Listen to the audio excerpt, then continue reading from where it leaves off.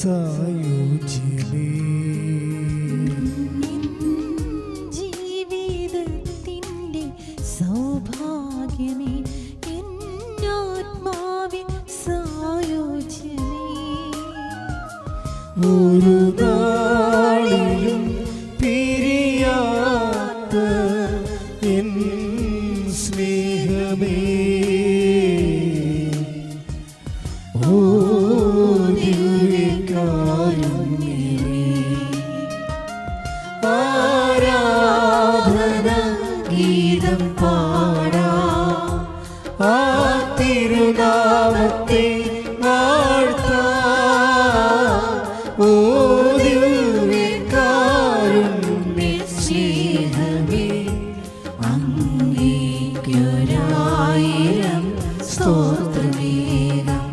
ഓ ദിവ്യകാരുണ്യ സ്നേഹമേ, അങ്ങേക്കൊരായിരം സ്തോത്രമേകാം.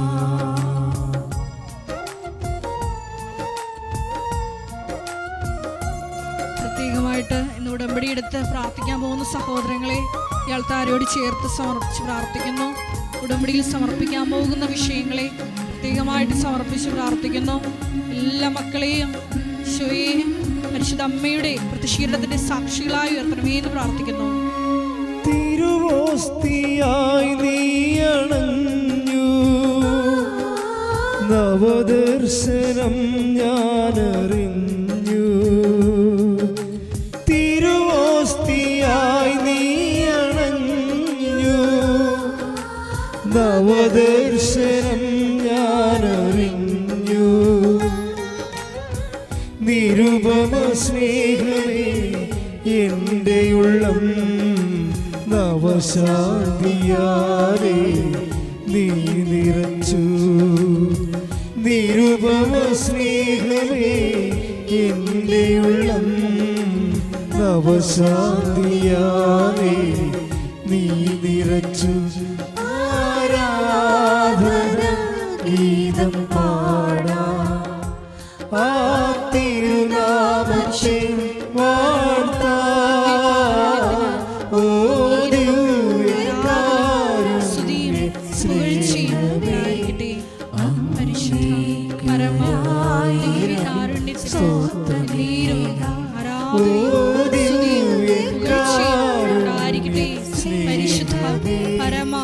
ദിവ്യകാരുണ്യത്തിന് നേരവും ആരാധനയും സ്തുതിയും പുകഴ്ചയും ഉണ്ടായിരിക്കട്ടെ.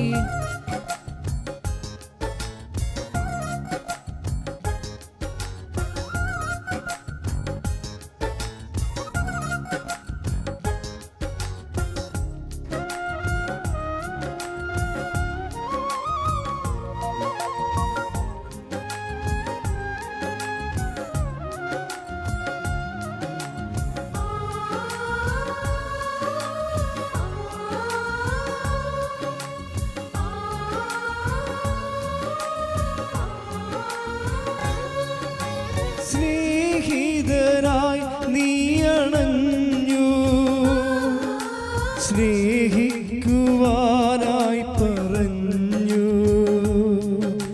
സ്നേഹിതരായി നീ അണഞ്ഞു, സ്നേഹിക്കുവാനായി പറഞ്ഞു. കനിവോടെ നീ ഹൃദയത്തിനുള്ളിൽ കാരുണ്യവർഷം ചൊരിഞ്ഞിടണേ. കനിവോടെ നീ ഹൃദയത്തിനുള്ളിൽ കാരുണ്യവർഷം ചൊരിഞ്ഞിടണേ. എൻ ജീവിതത്തിൻ്റെ സൗഭാഗ്യമേ, എന്നാത്മാവിൻ സായുജ്യമേ, ഒരു നാളിലും പിരിയാത്ത എൻ സ്നേഹമേ, ഓ ദിവ്യകാരുണ്യമേ, ആരാധന ഗീതം പാടാം, ആ തിരുനാമ നാമത്തെ വാഴ്ത്താം. ഓ ദിവ്യകാരുണ്യ സ്നേഹമേ, അങ്ങേയ്ക്കൊരായിരം സ്തോത്രമേകാം. ഓ ദിവ്യകാരുണ്യ സ്നേഹമേ, അങ്ങേയ്ക്കൊരായിരം സ്തോത്രമേകാം.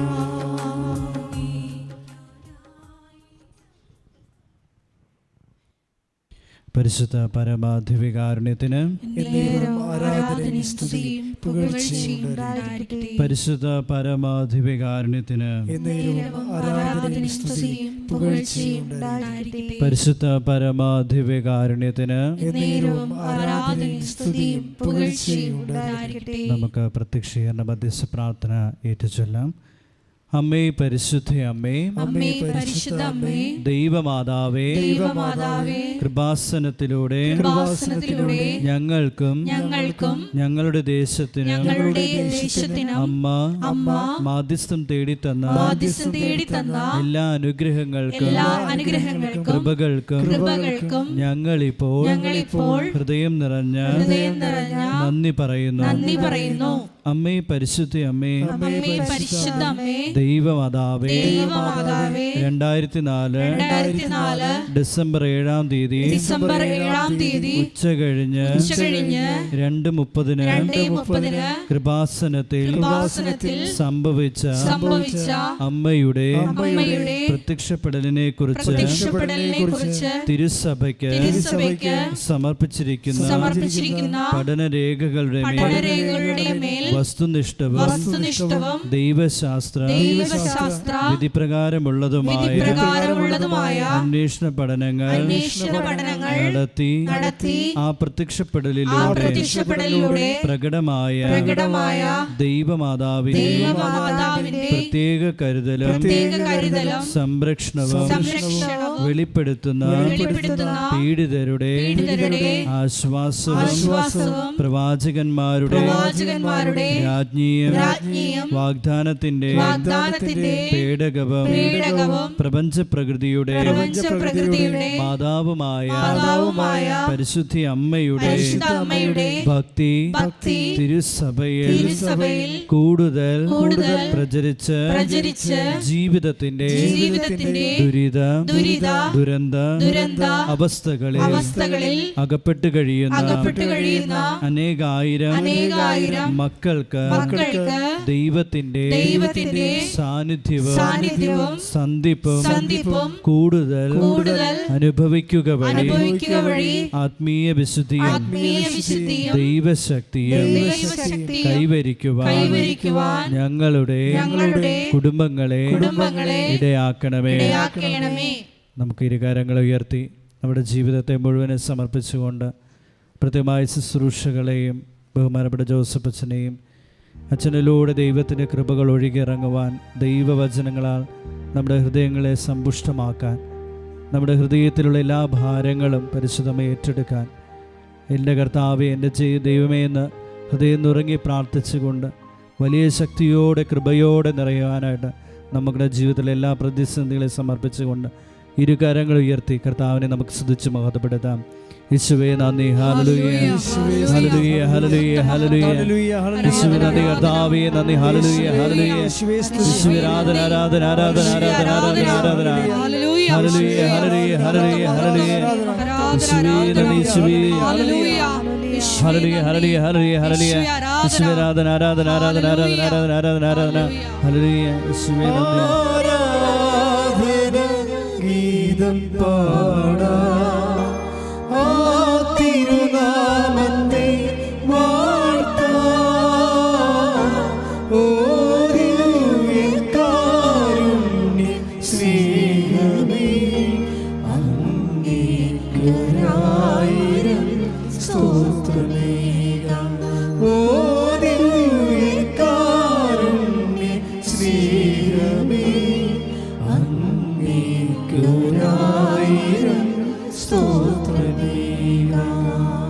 പരിശുദ്ധ പരമാധികാരുണ്യത്തിന് എന്നേരവും ആരാധനയും സ്തുതിയും പുകഴ്ചയും ഉണ്ടായിരിക്കട്ടെ. പരിശുദ്ധ പരമാധികാരുണ്യത്തിന് എന്നേരവും ആരാധനയും സ്തുതിയും പുകഴ്ചയും ഉണ്ടായിരിക്കട്ടെ. പരിശുദ്ധ പരമാധികാരുണ്യത്തിന് എന്നേരവും ആരാധനയും സ്തുതിയും പുകഴ്ചയും ഉണ്ടായിരിക്കട്ടെ. നമുക്ക് ഏറ്റുചൊല്ലാം.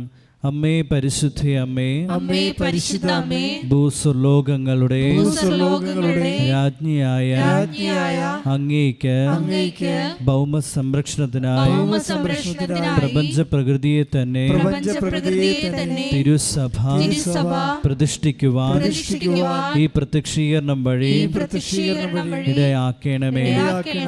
പരിശുദ്ധ അമ്മേ, ജപമാല മാതാവേ, സകല കൃപാസന പ്രാർത്ഥനകളോടും ചേർത്ത് ഞങ്ങളിപ്പോൾ പ്രാർത്ഥിക്കുന്ന ഈ കുടുംബത്തിന്റെ പ്രത്യേക നിയോഗവും മൗനമായി നമ്മുടെ ജീവിതത്തെ മുഴുവനായിട്ടും സമർപ്പിക്കാം. ലൈറ്റ് എ കാൻഡിൽ പ്രയർ റിക്വസ്റ്റിലൂടെ സമർപ്പിക്കപ്പെട്ട എല്ലാ നിയോഗങ്ങളും ഓൺലൈൻ ഉടമ്പടിയിലൂടെയും തീർത്ഥാടക ഉടമ്പടിയിലൂടെയും സമർപ്പിച്ചിട്ടുള്ള എല്ലാ നിയോഗങ്ങളും ഇന്നാദ്യമായി ഉടമ്പടിയെടുത്ത് പ്രാർത്ഥിക്കുന്ന ഓരോരുത്തരുടെയും നിയോഗങ്ങളും ഈ കൃപാസന എല്ലാ ശുശ്രൂഷ മേഖലകളെയും ഇന്നിപ്പോൾ പ്രത്യേകമായി നടക്കുന്ന ഈ ശുശ്രൂഷകളെ നമുക്ക് സമർപ്പിക്കാം.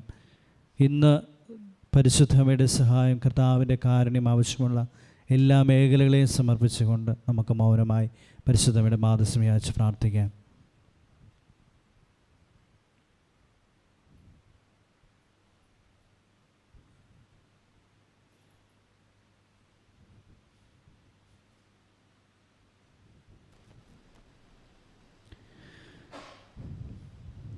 നമുക്ക് ഏറ്റുചൊല്ലാം. അമ്മയുടെ പ്രത്യക്ഷീകരണത്തിന്റെ ഈ അനുഗ്രഹവേളയിൽ ഞങ്ങൾക്ക് സാധിച്ചു തരുവാൻ കനിയണമേ.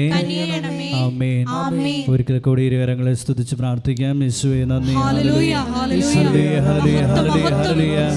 യേശുവിന്റെ സാന്നിധ്യം കൊണ്ട് ഒഴുകണമേ, അഭിഷേകിക്കണമേ. കർത്താവിന്റെ കൃപ ഇപ്പോൾ ഒഴുകണമേ എന്ന് പ്രാർത്ഥിക്കുന്നു. പരിശുദ്ധമ്മയുടെ സഹായം ഞങ്ങൾക്ക് നൽകണമേ. ഹല്ലേലൂയ. ഹല്ലേലൂയ, ഹല്ലേലൂയ, ഹല്ലേലൂയ, ഹല്ലേലൂയ, ഹല്ലേലൂയ. യേശുവേ ആരാധന, ആരാധന, ഹല്ലേലൂയ, ഹല്ലേലൂയ, ഹല്ലേലൂയ, ഹല്ലേലൂയ, ഹല്ലേലൂയ, ഹല്ലേലൂയ, ഗീതം പാടാ ആ തിരുനാമത്തെ വാഴ്ത്താ. ഓ ദിവ്യകാരുണ്യ സ്നേഹമേ, അങ്ങേയ്ക്കൊരായിരം സ്തോത്രമേകാം. ഓ ദിവ്യകാരുണ്യ സ്നേഹമേ, അങ്ങേയ്ക്കൊരായിരം സ്തോത്രമേകാം. ഓ ദിവ്യകാരുണ്യ സ്നേഹമേ, അങ്ങേയ്ക്കൊരായിരം സ്തോത്രം. സ്തുതിക്കട്ടെ. ഹല്ലേലൂയ, ഹല്ലേലൂയ, ഹല്ലേലൂയ, ഹല്ലേലൂയ. യേശുവേ ആരാധന, ആരാധന, ആരാധന. ഹല്ലേലൂയ, ഹല്ലേലൂയ, ഹല്ലേലൂയ, ഹല്ലേലൂയ, ഹല്ലേലൂയ. മഹത്വം, മഹത്വം, ആരാധന, ആരാധന. ഹല്ലേലൂയ, ഹല്ലേലൂയ. നമ്മുടെ എല്ലാ കുടുംബങ്ങളെയും പ്രത്യേകമായിട്ട് യേശുവിന്റെ സന്നിധിയിൽ സമർപ്പിച്ച് പ്രാർത്ഥിക്കുന്നു. ഹല്ലേലൂയ, ഹല്ലേലൂയ. യേശുവേ ആരാധന. ഹല്ലേലൂയ, ഹല്ലേലൂയ, ഹല്ലേലൂയ. യേശുവേ ആരാധന. ഹല്ലേലൂയ. ശുശ്രൂഷ ഏതെല്ലാം സമയം എപ്പോഴെല്ലാം ചാനലിലൂടെ കണ്ട് പ്രാർത്ഥിക്കുന്ന സഹോദരങ്ങളെ പ്രത്യേകമായി പരിശുദ്ധമ്മേ ദേവമാതാവേ ഏറ്റെടുക്കണമേ എന്ന് പ്രാർത്ഥിക്കുന്നു. ഹല്ലേലൂയ, ഹല്ലേലൂയ. ജീവിതത്തിൻ്റെ സൗഭാഗ്യമേ, എന്നാത്മാവിൻ സായുജ്യമേ, എൻ ജീവിതത്തിൻ്റെ സൗഭാഗ്യമേ, എന്നാത്മാവിൻ സായുജ്യമേ, ഒരു നാളിലും തീരാത്ത എൻ സ്നേഹമേ, ഓ ദിവ്യകാരുണ്യമേ. പരിശുദ്ധ പരമദിവ്യകാരുണ്യത്തിന് എന്നേരവും ആരാധനയും സ്തുതിയും പുകഴ്ചയും ഉണ്ടായിരിക്കട്ടെ. പരിശുദ്ധ പരമദിവ്യകാരുണ്യത്തിന് എന്നേരവും ആരാധനയും സ്തുതിയും പുകഴ്ചയും ഉണ്ടായിരിക്കട്ടെ. പരിശുദ്ധ പരമദിവ്യകാരുണ്യത്തിന് എന്നേരവും ആരാധനയും സ്തുതിയും പുകഴ്ചയും ഉണ്ടായിരിക്കട്ടെ. ഇരിക്കുക.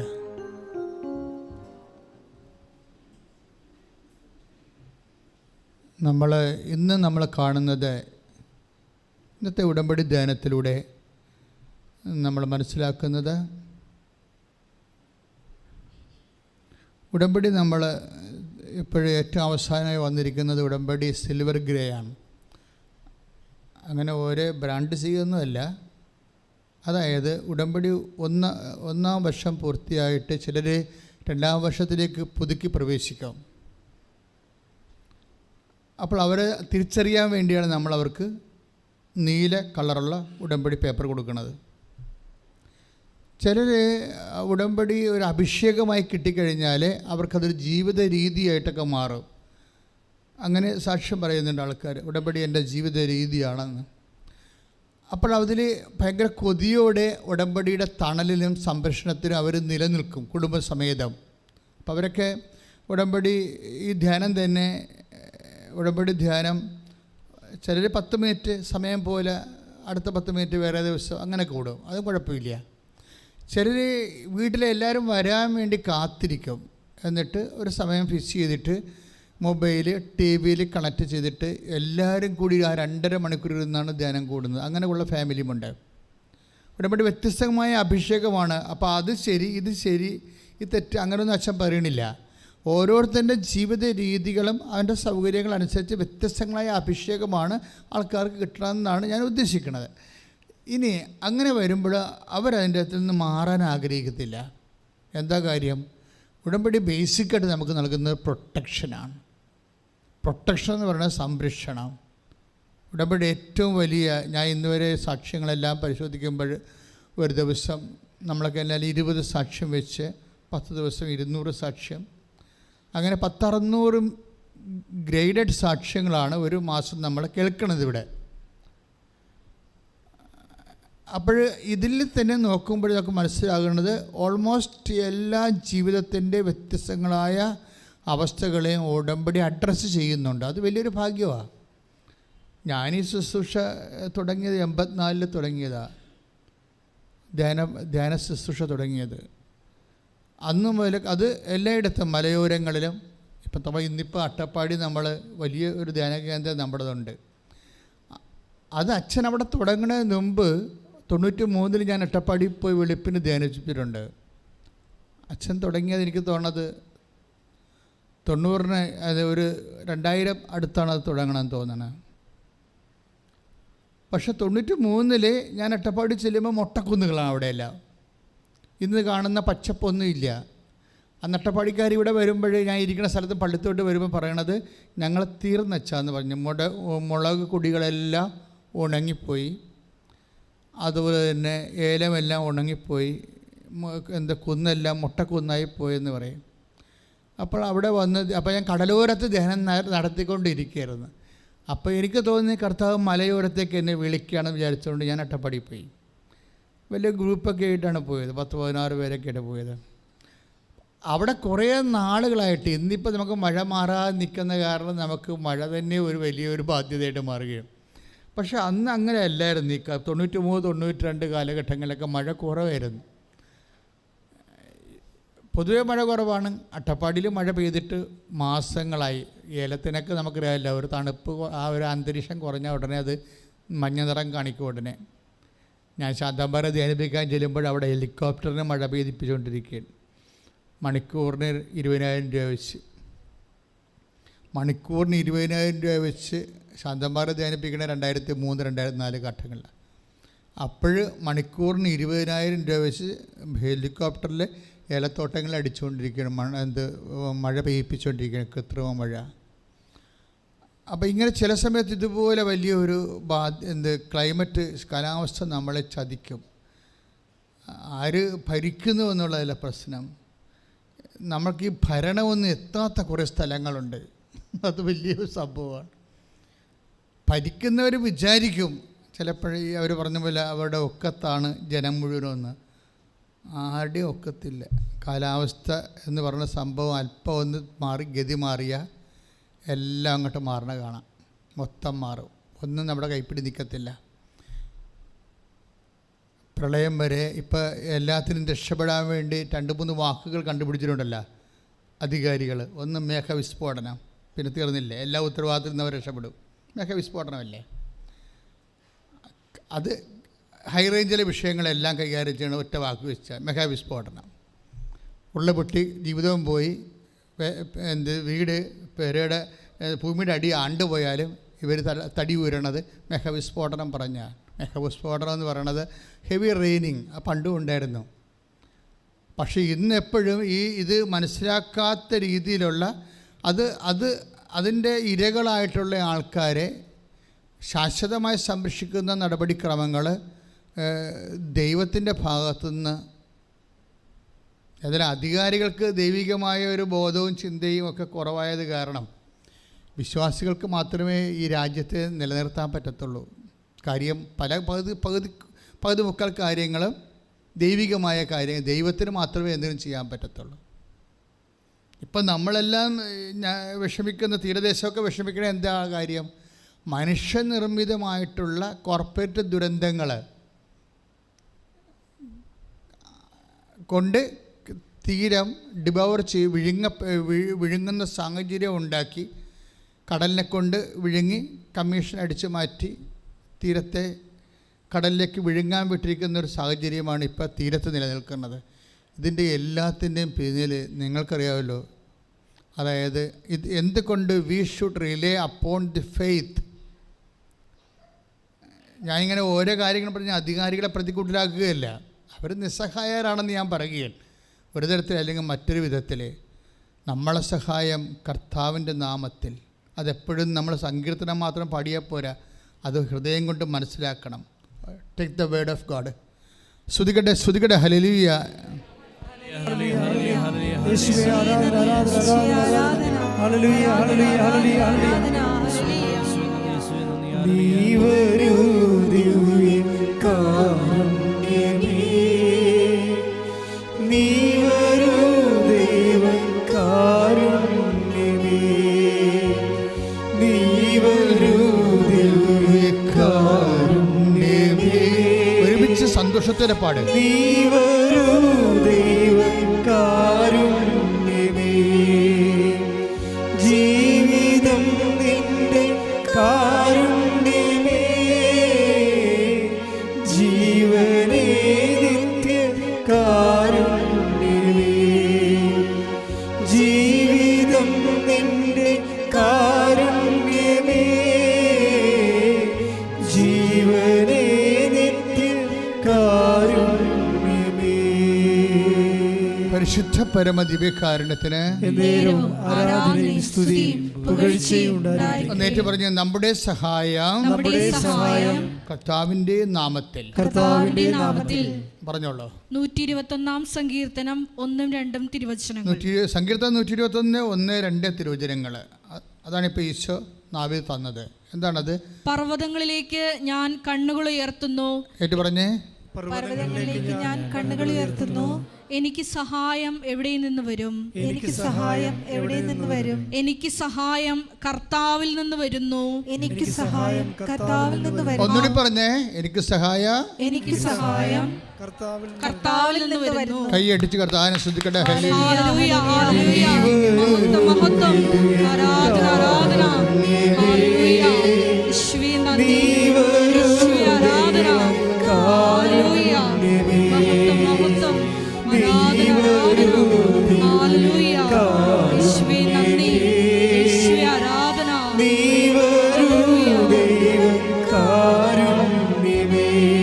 വായിച്ചോളൂ. എനിക്ക് സഹായം കർത്താവിൽ നിന്ന് വരുന്നു. എനിക്ക് സഹായം കർത്താവിൽ നിന്ന് വരുന്നു. ആകാശവും ഭൂമിയും സൃഷ്ടിച്ച കർത്താവിൽ നിന്ന്. ആകാശവും ഭൂമിയും സൃഷ്ടിച്ച കർത്താവിൽ നിന്ന്. ഇവിടെ ഒരു വിഷയം കണ്ടില്ലേ? എനിക്ക് സഹായം എവിടെ നിന്ന് വരുന്നു? എവിടെ നിന്നാണ് വരുന്നത്? കർത്താവിൽ നിന്ന്. എങ്ങനെയുള്ള കർത്താവാണ്? ആകാശവും ഭൂമിയും സൃഷ്ടിച്ച കർത്താവ്. അതെന്താ സംഭവം എന്ന് വെച്ച് കഴിഞ്ഞാൽ, ഇപ്പോൾ നമ്മൾ സങ്കീർത്തനം 121:4 വായിക്കില്ലേ, ഭൂമി കർത്താവിനെ ഐഡൻറ്റിഫൈ ചെയ്യുമ്പോൾ ബൈബിൾ ഉടനെ പറയും, the Lord God who created heaven and earth. ആകാശവും ഭൂമിയും. നമുക്കറിയാവില്ല, നമുക്ക് നിൽക്കണമെങ്കിൽ ഭൂമി വേണം, നടക്കണമെങ്കിൽ സമയം വേണം. മൂവ്മെൻറ്റ്സ് എല്ലാം നടക്കുന്ന സമയത്തിലാണ്. നിങ്ങളുടെ സംഭവങ്ങളെല്ലാം നടക്കുന്നത് സമയത്തിലാണ്. മനുഷ്യൻ്റെ ജോലി, കർമ്മങ്ങളെല്ലാം നടക്കുന്നത് സമയത്തിലാണ്. അവനായിരിക്കുന്നത് ഒരു സ്ഥലത്തിലാണ്. ഭൂമി എന്ന് പറയുന്നത് സ്ഥലമാണ്. നമുക്ക് കത്തൊക്കെ എഴുതത്തില്ലേ? കത്തൊക്കെ എഴുതുമ്പോൾ എന്താണ്, പ്ലേസ് ആൻഡ് ഡേറ്റ് എഴുതും അല്ലേ? അതാണല്ലോ സംഭവം. എന്ന് വെച്ച് കഴിഞ്ഞാൽ എന്തെങ്കിലും ഈവൻറ്റ്സ് ഹാപ്പൺ ചെയ്താൽ അതിന് ഒരു സ്ഥലം ഉണ്ടാകണം, പിന്നെ എന്താണ്, ഒരു സമയം ഉണ്ടാകണം. നിങ്ങളുടെ ജോലി, വീട്, വിവാഹം, നിങ്ങൾക്ക് കുഞ്ഞുങ്ങൾ ജനിക്കുന്നത്, നിങ്ങളുടെ പ്രൊമോഷൻ, നിങ്ങളുടെ രോഗസൗഖ്യം എല്ലാം നടക്കുന്നത് ഈ ആകാശത്തിൻ്റെയും ഭൂമിയുടെയും തലത്തിലാണ് നടക്കുന്നത്. സമയത്തിൻ്റെയും സ്ഥലത്തിൻ്റെയും, സമയത്തിലും സ്ഥലത്തിലും. ഇനി ഈ സമയവും സ്ഥലവുമാണ് പലപ്പോഴും നമ്മളെ നിയന്ത്രിക്കുകയോ നമ്മളെ അടിമപ്പെടുത്തുകയോ ചെയ്യുന്ന ഏജൻ്റ്. സ്ഥലവും സമയവുമാണ്. ഒന്നെങ്കിൽ സ്ഥലം നമ്മളെ അടിമപ്പെടുത്തും, അല്ലെങ്കിൽ സമയം നമ്മളെ അടിമപ്പെടുത്തും. ഇപ്പോൾ നിങ്ങൾ എന്തുകൊണ്ടാണ് കാനഡയിൽ പോണത്? നിങ്ങൾ എന്തുകൊണ്ടാണ് UK പോണത്? ഈ സ്ഥലം നിങ്ങൾക്ക് അനുകൂലമല്ലാതെ മാറുന്നത് കൊണ്ടാണ്. ക്ലിയർ അല്ലേ? ഈ സ്ഥലം നിങ്ങൾ താമസിക്കുന്ന ദൈവത്തിൻ്റെ സ്വന്തം നാട്, അല്ലെങ്കിൽ ഇപ്പോൾ ഡോഗ് സോൺ കൺട്രി എന്ന് പറയുന്ന പട്ടികളുടെ സ്വന്തം നാട് അല്ലേ? കുഞ്ഞുകുട്ടികളെയൊക്കെ ഓടിച്ചൊരു പട്ടി കടിക്കണില്ലേ? എന്തുമാത്രം പട്ടികളാണ്! കുഞ്ഞുകുട്ടികളെയൊക്കെ ഓടിച്ചൊരു പട്ടി കടിക്കണി, എന്നിട്ട് യാതൊരു റെസ്പോൺസും റിയാക്ഷനും ഇല്ല. അപ്പോഴേ എന്ന് വെച്ചാൽ പട്ടികൾക്ക് വേണ്ടി സംസാരിക്കുന്നവർ പോലും, മറ്റ് എന്തെല്ലാം മൃഗങ്ങളൊക്കെ ഉണ്ട് ഈ ലോകത്ത് ഇല്ലേ, പക്ഷികളൊക്കെ ഇല്ല, അതുകൊണ്ട് സംസാരിക്കണില്ല എന്നും പറഞ്ഞ് ഇപ്പോൾ ഒരു കമൻറ്റ് വന്നിട്ടില്ലേ? എനിവേ, അപ്പോഴേ സ്വാഭാവികമായും മനുഷ്യൻ്റെ ഇൻട്രസ്റ്റുകളും താല്പര്യങ്ങളും മീഡിയ ഹൈലൈറ്റേഷൻ ഒക്കെ എല്ലാം വ്യത്യസ്തമായിട്ട കാലങ്ങളിൽ വ്യത്യസ്തമായ മനുഷ്യനേക്കാൾ ചിലപ്പോൾ പട്ടികൾക്ക് പ്രാധാന്യം കിട്ടും. അത് മനുഷ്യൻ കൈകാര്യം ചെയ്യുന്ന രീതിയാണ്. മനുഷ്യനേക്കാൾ പ്രാധാന്യം ചിലപ്പോൾ അതാണ്. റേറ്റിംഗ് കിട്ടണമെന്നുണ്ടെങ്കിൽ ആൾക്കാർ പട്ടിയുടെ പുറകെ പോയിക്കൊള്ളും. എല്ലാവരും സാംസ്കാരിക നേതാക്കന്മാരും എല്ലാം പട്ടിയുടെ പുറകെ പോകും. മനുഷ്യൻ അവിടെ വിഴിഞ്ഞത്ത് വീട് നഷ്ടപ്പെട്ട് അവിടെ ഗോഡൗണിൽ താമസിക്കുകയും ചെയ്യും ഇല്ലേ? ഗോഡൗണിൽ താമസിക്കുന്ന 4 കൊല്ലമൊക്കെ താമസിക്കുകയാണ്, തെരുവിലൊക്കെ താമസിക്കില്ലേ ആൾക്കാർ. അവർക്ക് ഇന്ന് പട്ടികളുടെ വില പോലും ഇല്ലാത്ത രീതിയിൽ മീഡിയ ബ്രെയിൻ വാഷ്ഡായി നമ്മൾ എല്ലാവരും അല്ലേ? പക്ഷി ചത്തപ്പോഴൊക്കെ എന്തെല്ലാം പ്രശ്നങ്ങൾ. ഇപ്പോൾ 3 കേസായി. പക്ഷി ചത്തപ്പോഴ കേസ് എടുക്കേണ്ടെന്നല്ല പ്രശ്നം, മനുഷ്യനിവിടെ ദ്രവിച്ച് തീരാനായല്ലോ, അതിനെതിരെ കേസില്ലല്ലോ, കടപ്പുറത്ത് പോലും വന്ന് നോക്കണില്ലല്ലോ.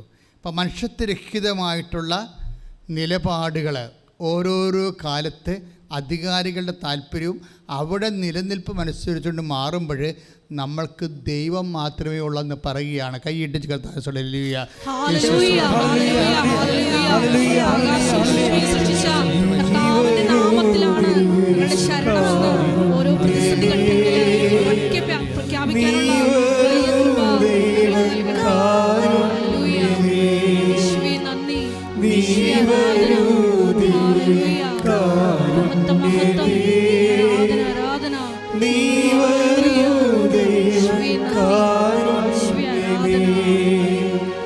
ജീവിതം നിന്റെ കാരുണ്യമേ, ജീവനേ നിത്യ കാരുണ്യമേ. പരിശുദ്ധ പരമദിവ്യ കാരുണ്യത്തിന് ആരാധനയും സ്തുതിയും പുകഴ്ചയും ഉണ്ടായിരിക്കട്ടെ. ഈ ഒരു ബോധം നമുക്കിപ്പോൾ ആരുണ്ടായാലും, സർക്കാരുണ്ടായാലും, പട്ടാളം ഉണ്ടായാലും, സമ്പത്തുണ്ടായാലും, ആരോഗ്യമുണ്ടായാലും, ബേസിക്കായിട്ട് ഒരു വ്യക്തിയുടെ നിലനിൽപ്പിൻ്റെ ഏറ്റവും വലിയ സംഭവം എന്താ? ആകാശത്തെയും ഭൂമിയെയും സൃഷ്ടിച്ച കർത്താവിൽ നിന്നാണ് എനിക്ക് സഹായം ലഭിക്കുന്നത്. മനസ്സിലായില്ലേ? ഫസ്റ്റ് റെഫറൻസ് ആൻഡ് പ്രിഫറൻസ് എന്താണ്? ദൈവമായിരിക്കണം. ഇപ്പോൾ കഴിഞ്ഞ ദിവസങ്ങളിലെ ഒരു സാക്ഷി എനിക്ക് ഭയങ്കര അതിൽ ജോർജ് ഒരു പയ്യൻസാണ്, ഒരു ഡിഗ്രി സ്റ്റുഡൻ്റ് ആണെന്ന് തോന്നുന്നു. അതിൽ ജോർജിൻ്റെ സാക്ഷ്യങ്ങളിങ്ങനെ പോകുമ്പോൾ അവൻ പറയുന്ന കുറച്ച് കാര്യങ്ങളുണ്ട്. ഞാൻ ഇന്നലെ ഇവിടെ നിന്ന് അതെല്ലാം കേൾക്കിയിരുന്ന്. കാര്യം ഈ അഭിഷേക സാക്ഷ്യങ്ങൾ കേൾക്കുമ്പോൾ എനിക്കറിയാൻ പറ്റും. ചില ആൾക്കാരിങ്ങനെ സാക്ഷ്യം പറയുമ്പോൾ ഒരു റിപ്പോർട്ടിങ് പോലെ പറയും. അവർക്ക് അഭിഷേകമില്ല, അവർക്ക് ഉണ്ടായ അനുഭവങ്ങൾ അവരിങ്ങനെ പറയണമെന്നേ ഉള്ളൂ. അതിൻ്റെ അകത്ത് അഭിഷേകം ഉണ്ടാകത്തില്ല.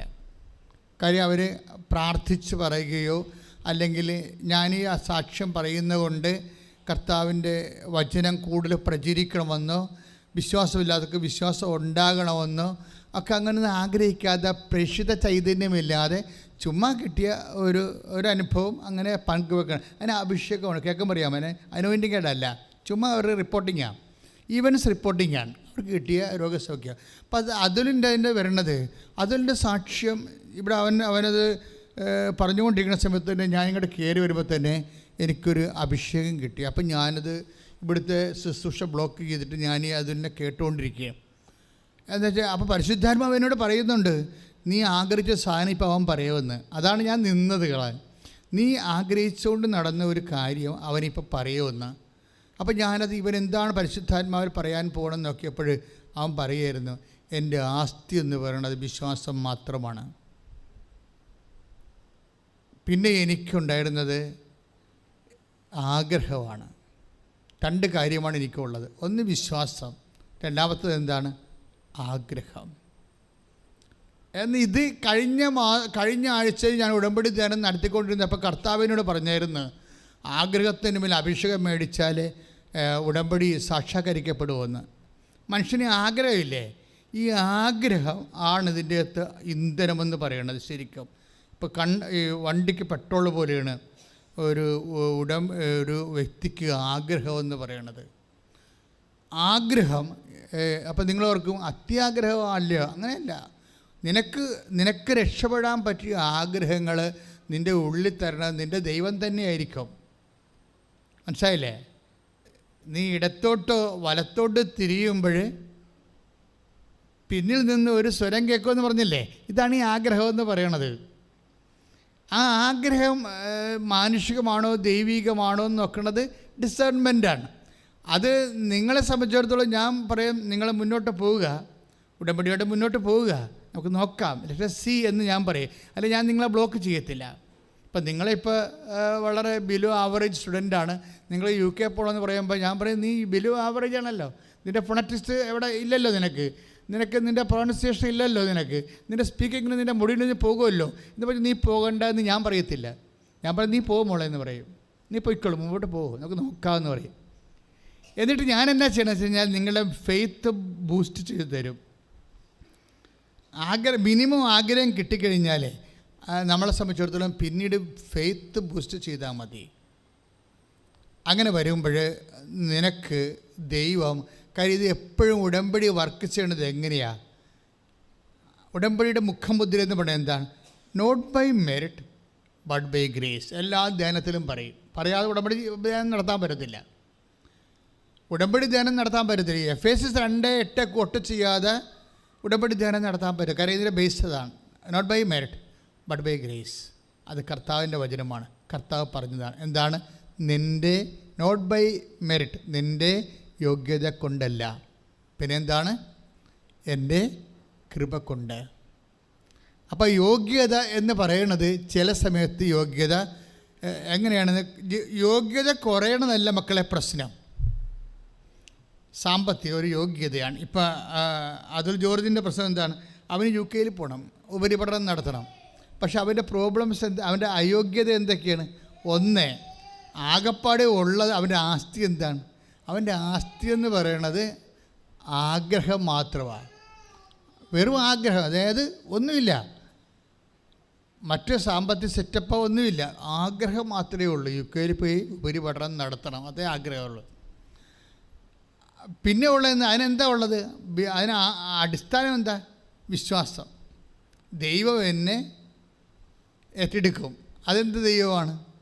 ആകാശവും ഭൂമിയും സൃഷ്ടിച്ച സമയത്തിൻ്റെ മേലും സ്ഥലത്തിൻ്റെ മേലും അധികാരിയായ ദൈവം. അതാ ഒന്ന് പറഞ്ഞ്, ആകാശവും ഭൂമിയും സൃഷ്ടിച്ച സമയത്തിന്റെ മേലും സ്ഥലത്തിന്റെ മേലും അധികാരിയായ ദൈവമാണ് എൻ്റെ അവകാശം. അപ്പോഴേ ഇതിലാണ് നമ്മൾ ആശ്രയം വെക്കുന്നത്. അപ്പോൾ അവനെ സംബന്ധിച്ചിടത്തോളം അവൻ എന്നാ ചെയ്യും? ആദ്യം എന്ത് ചെയ്യും? അവന് ആ വിശ്വാസമുണ്ട്, പിന്നെ എന്ത് ചെയ്യും? ആഗ്രഹമുണ്ട്. രണ്ട് കാര്യമാണ് അവൻ പറയുന്നുണ്ട്. എനിക്ക് രണ്ട് വിഷയമാണ് എനിക്കുള്ളത്. ഒന്ന് വിശ്വാസമുണ്ട് എനിക്ക്, പിന്നെ എന്താ ഉണ്ട് എനിക്കുള്ളത്? ആഗ്രഹമുണ്ട്. അപ്പോൾ വിശ്വാസം ഉണ്ടെങ്കിൽ ആ വിശ്വാസം വർക്ക് ചെയ്യുമ്പോൾ ആണ് ഞങ്ങളെല്ലാവരും ഉടമ്പടി ചെയ്യുന്നത് വെച്ച് കഴിഞ്ഞാൽ നിങ്ങളുടെ വിശ്വാസത്തെ ബൂസ്റ്റ് ചെയ്യാൻ വേണ്ടി മറ്റ് നിങ്ങൾ അവലംബിച്ചിരിക്കുന്ന ആസ്പദങ്ങളെല്ലാം ടോർപ്പഡോ ചെയ്യും. അതല്ല ഞാനിപ്പോൾ ചെയ്തത്. ഇതൊരു ഓപ്പറേഷനാണ്, സുവിശേഷ പ്രഘോഷ ഒരു ഓപ്പറേഷനാണ്.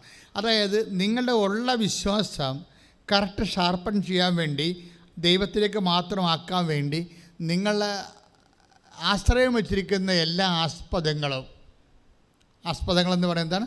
ആശ്രയം വച്ചിരിക്കുന്ന പണം, വീട്, ബന്ധങ്ങൾ, സ്വന്തങ്ങൾ, മെറിറ്റുകൾ, മാർക്ക്, നിങ്ങളുടെ കലിബർ, ഇങ്ങനെയുള്ള സാധനങ്ങളെല്ലാത്തിനും ടോർപ്പഡോ ചെയ്ത് കളയും.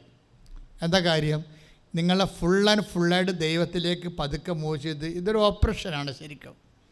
നിങ്ങൾ കുറേ ആൾക്കാരൊക്കെ ഇങ്ങനെ ദൈവത്തെക്കാൾ പ്രാധാന്യമായിട്ട് വേറെ നിങ്ങളുടെ മെറിറ്റിൽ ഇങ്ങനെ ഓവറായിട്ട് ഇങ്ങനെ ഓവർ കോൺഫിഡൻസ് അപ്പോൾ ദി മെറിറ്റ് പലപ്പോഴും സ്ലോ ചെയ്യാനുള്ള സാധ്യതയുണ്ട്.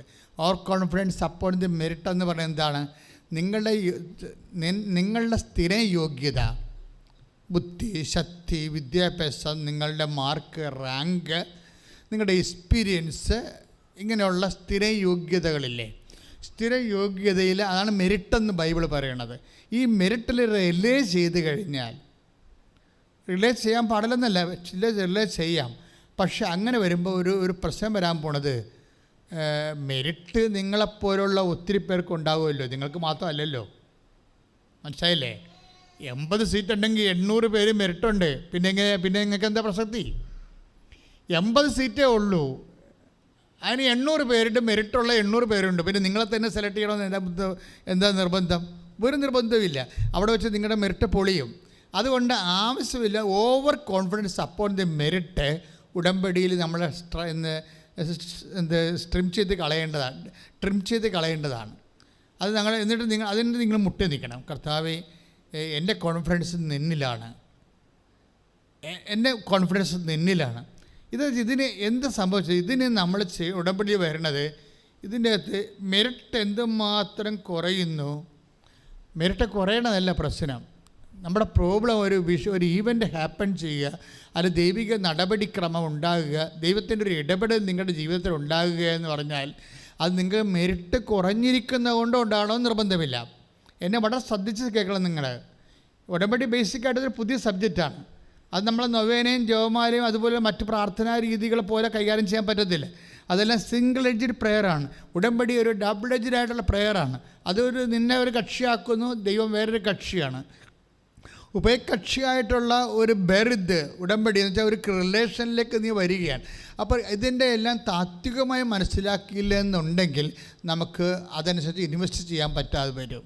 ഇപ്പം അച്ഛൻ എന്താ പറഞ്ഞത്? ഇപ്പം നിങ്ങൾ മെറിറ്റിൽ റിലേ ചെയ്യരുത്, അല്ല, നിങ്ങളുടെ മെറിറ്റിൽ റിലേ ചെയ്ത് നിങ്ങൾ സ്പീക്ക് ചെയ്യാൻ പറ്റണില്ല, അല്ലെങ്കിൽ നിങ്ങൾക്ക് വസ്തുവിന് കടമാണ്, അതുകൊണ്ട് എനിക്ക് ബാങ്കിൽ ലോൺ കിട്ടണില്ല, അങ്ങനെ നിങ്ങൾ അപ്പോൾ കടങ്ങൾ പരിഹരിക്കാൻ വേണ്ടിയുള്ള ശ്രമങ്ങൾ നിങ്ങൾ നടത്തും. അപ്പോൾ സോ ദാറ്റ് ബാങ്കുകാരൻ നമുക്ക് ലോൺ തരുമല്ലോ എന്ന് നിങ്ങൾ വിചാരിക്കും. എന്നിട്ട് മാനുഷികമായി നിങ്ങൾ അതിനെ അപ്രോച്ച് ചെയ്യും. പക്ഷേ നിങ്ങൾക്കറിയാമല്ലോ, ഇതിനേക്കാൾ മെച്ചമായിട്ട് ദൈവത്തിന് ഈ വിഷയത്തിൽ കൈകാര്യം ചെയ്യാൻ കഴിയും.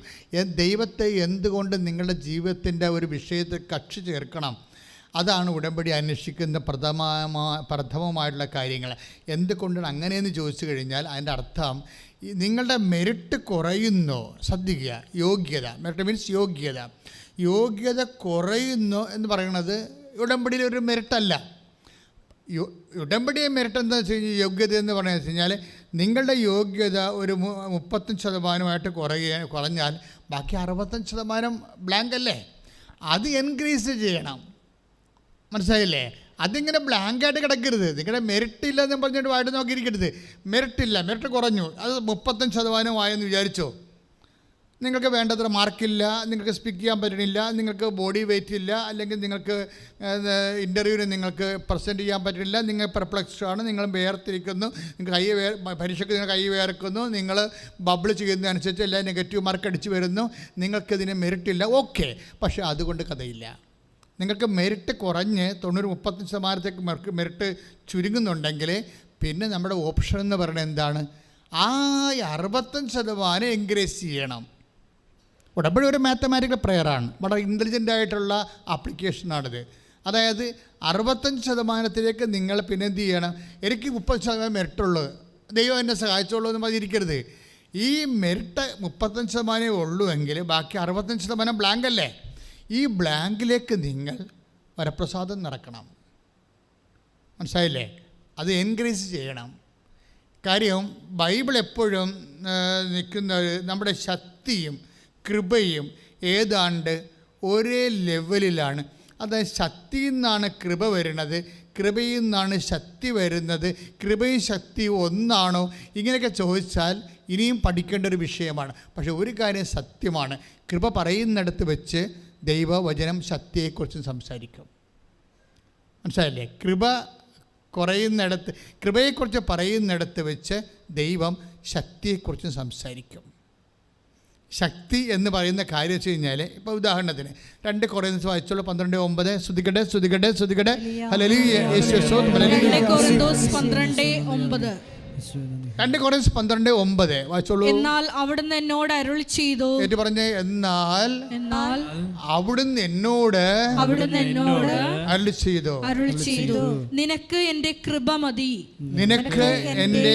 മതി. എന്തെന്നാൽ ബലഹീനതയിലാണ് എൻ്റെ ശക്തി പൂർണ്ണമായി പ്രകടമാകുന്നത്.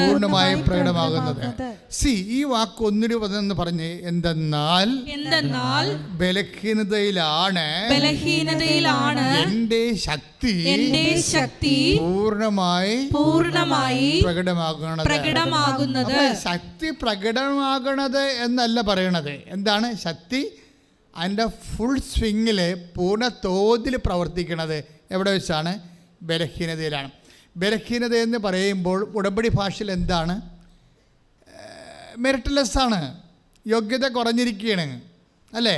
അപ്പോൾ എന്തെന്നാൽ ബലഹീനതയിലാണ് എൻ്റെ ശക്തി പൂർണ്ണമായ പ്രകടമാകണമെന്ന് പറയുമ്പോൾ മെറിറ്റ് കുറയുമ്പോഴാണ് അതനുസരിച്ചുണ്ട് not by merit but by grace എന്ന് പറയുന്നത്. അത് രണ്ടും ഒന്നാണ്. എഫെസ്യസ് 2:8 2 കൊറിന്തോസ് 12:9 സെയിമാണ്, one and same, cut and paste ചെയ്യേണ്ട വചനങ്ങളാണ്. എന്താ കാരണം വെച്ച് കഴിഞ്ഞാൽ മെറിറ്റിന് അവിടെ എഫേസ്യൻസിൽ പറയുന്നത് എന്താണ്? മെറിറ്റ് കുറവാണ് എന്ന് പറയുന്നതിന് പകരം ഇപ്പോൾ മെറിറ്റ് എഫെസ്യൻസിൽ 2:8 മെറിറ്റിനെ കുറിച്ച് പറയുമ്പോൾ ഇനി മെറിറ്റ് കുറവാണ് എന്ന് പറയുന്നതിന് പകരം കൊറിന്ത്യൻസ് എന്താ പറയണത്? ബലഹീനതയിലാണ് എന്ന് പറയും. അവിടെ മെറിറ്റ് ഇല്ലെന്നർത്ഥം അല്ലേ? അപ്പോഴേ എന്നിട്ട് എന്ത് ചെയ്യും? ബലഹീനതയിൽ എന്താ സംഭവിക്കാൻ സാധ്യതയുള്ളത്? ബലഹീനതയിൽ സംഭവിക്കാൻ സാധ്യതയുള്ളത് എന്താണ്? ബലഹീനതയിലാണ്. ഒന്ന് പറഞ്ഞേ, ബലഹീനതയിലാണ് ദൈവത്തിന്റെ ശക്തി. അത് ദൈവത്തിന്റെ ശക്തി പൂർണ്ണമായി പ്രവർത്തിക്കുന്നത്. അപ്പോഴേ നമ്മൾ അതുകൊണ്ട് പൗലോസ് അപ്പോസ്തലൻ പറയും, when I am weak then I am strong. In case നിങ്ങൾക്ക് മെറിറ്റ് കുറയുന്നു അല്ലേ, മെറിറ്റ് യോഗ്യത കുറയുന്നു, അപ്പോൾ നിങ്ങൾ എന്താ ചെയ്യേണ്ടത്? യോഗ്യത കുറഞ്ഞാൽ എന്താ ചെയ്യേണ്ടത്? നിങ്ങളതിന് കോമ്പൻസേറ്റ് ചെയ്തുകൊണ്ട് നിങ്ങൾ ഗ്രേസ് കൂട്ടിയെടുക്കണം. മനസ്സിലായോ? ഇത് മനസ്സിലാക്കേണ്ട ഒരു കാര്യമാണ്. വെച്ചാൽ ഏതെങ്കിലും വിഷയത്തിൽ ഇപ്പോൾ അതുലിൽ ജോർജിൻ്റെ സാക്ഷ്യമെങ്കിലും വരണേ എന്താണെന്നറിയാവോ? ഇവൻ ഓൺലൈൻ ഉടമ്പടി എടുക്കും. ഓൺലൈൻ ഉടമ്പടിയുടെ സാക്ഷ്യങ്ങളാണ് ഈ ദിവസങ്ങളിലൊക്കെ വന്നിട്ട്. ഓൺലൈൻ എടുക്കുന്ന ഉടമ്പടിയിലെല്ലാം അമ്മ അറ്റൻഡ് ചെയ്യുന്നുണ്ട്. അതുകൊണ്ടാണല്ലോ അവർ വന്ന് ഉടമ്പടി എടുക്കണം. പിന്നീട് തീർത്ഥാടന ഉടമ്പടി എടുക്കണം. നമുക്ക് 2 ഉടമ്പടിയാണ് ഉള്ളത്. ഓൺലൈൻ ഉടമ്പടി, നിങ്ങൾ ഏത് അന്റാർട്ടിക്കയിലായിരുന്നാലും എടുക്കാൻ പറ്റുന്ന ഓൺലൈൻ ഉടമ്പടി, അമ്മയുടെ സന്നിധിയിലേക്ക് വന്നെടുക്കുന്നതാണ് തീർത്ഥാടന ഉടമ്പടി. അപ്പോൾ അതിനാദ്യം എടുത്ത ഓൺലൈൻ ഉടമ്പടിയാണ്.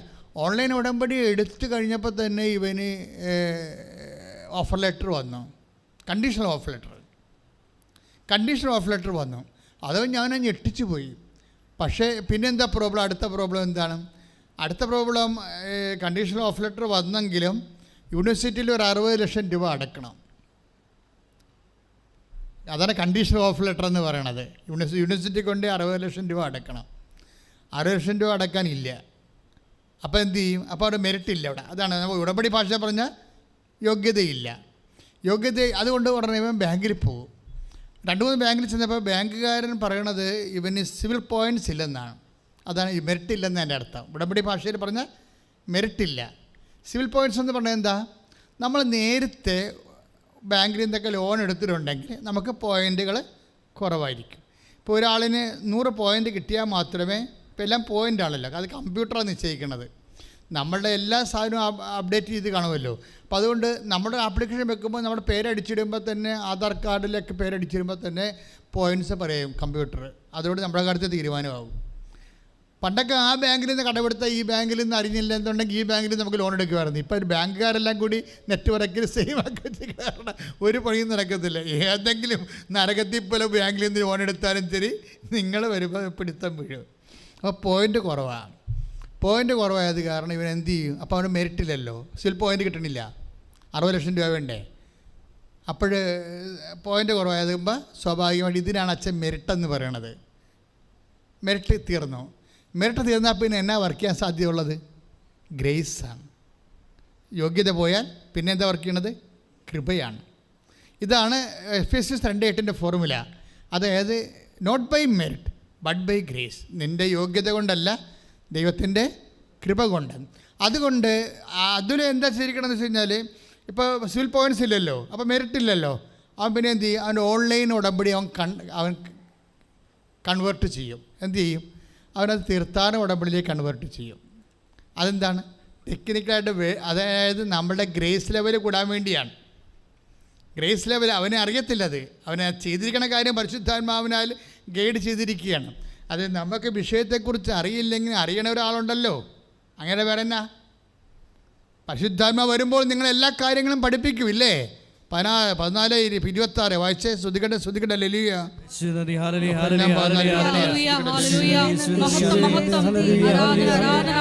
യോഹന്നാൻ 14:26. എന്നാൽ എൻ്റെ നാമത്തിൽ പിതാവ് അയക്കുന്ന സഹായകനായ പരിശുദ്ധാത്മാവ് എല്ലാ കാര്യങ്ങളും നിങ്ങളെ പഠിപ്പിക്കുകയും ഞാൻ നിങ്ങളോട് പറഞ്ഞിട്ടുള്ളതെല്ലാം നിങ്ങളെ അനുസ്മരിപ്പിക്കുകയും ചെയ്യും. ഒന്നിന് പറഞ്ഞ യോഹന്നാൻ 14:26. എൻ്റെ നാമത്തിൽ പിതാവ് അയക്കുന്ന സഹായകൻ നിങ്ങളെ എല്ലാ കാര്യങ്ങളും പഠിപ്പിക്കും. ഞാൻ പഠിപ്പിച്ചിട്ടുള്ളതെല്ലാം നിങ്ങളെ അനുസ്മരിപ്പിക്കും. അപ്പോൾ ഇതൊരു വിഷയമാണ്. ഇപ്പം ചില കാര്യത്തെക്കുറിച്ച് നമുക്കൊരു ഐഡിയ ഇല്ല. പക്ഷേ അതേസമയം തന്നെ നിന്നിൽ വസിക്കുന്ന പരിശുദ്ധാത്മാവിന് ഇതിനെക്കുറിച്ച് കൃത്യമായ അറിവുണ്ട്. കാര്യം 14:26. എന്താണ്? എൻ്റെ നാമത്തിൽ പിതാവ് അയക്കുന്ന പരിശുദ്ധാത്മാവ് ആരാണെന്നാണ് ഈശോ പറഞ്ഞത്? സഹായകനാണ്. മനസ്സിലായല്ലേ? എൻ്റെ നാമത്തിൽ പിതാവ് അയക്കുന്നത് ആരാണ്?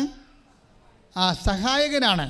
ഈ സഹായകൻ എന്ന് പറയുമ്പോൾ കുറച്ച് കാര്യത്തിൽ സഹായം, കുറച്ച് കാര്യത്തിൽ വേറെ നമ്മൾ കടയിൽ പോകണമെന്ന് പറഞ്ഞാൽ വേറെ സ്ഥലത്ത് പോകണം, അങ്ങനെയില്ല. എല്ലാ കാര്യങ്ങളും സഹായകനാണ്. കൈയടിച്ച് കർത്താവിനെ സ്തുതിക്കട്ടെ.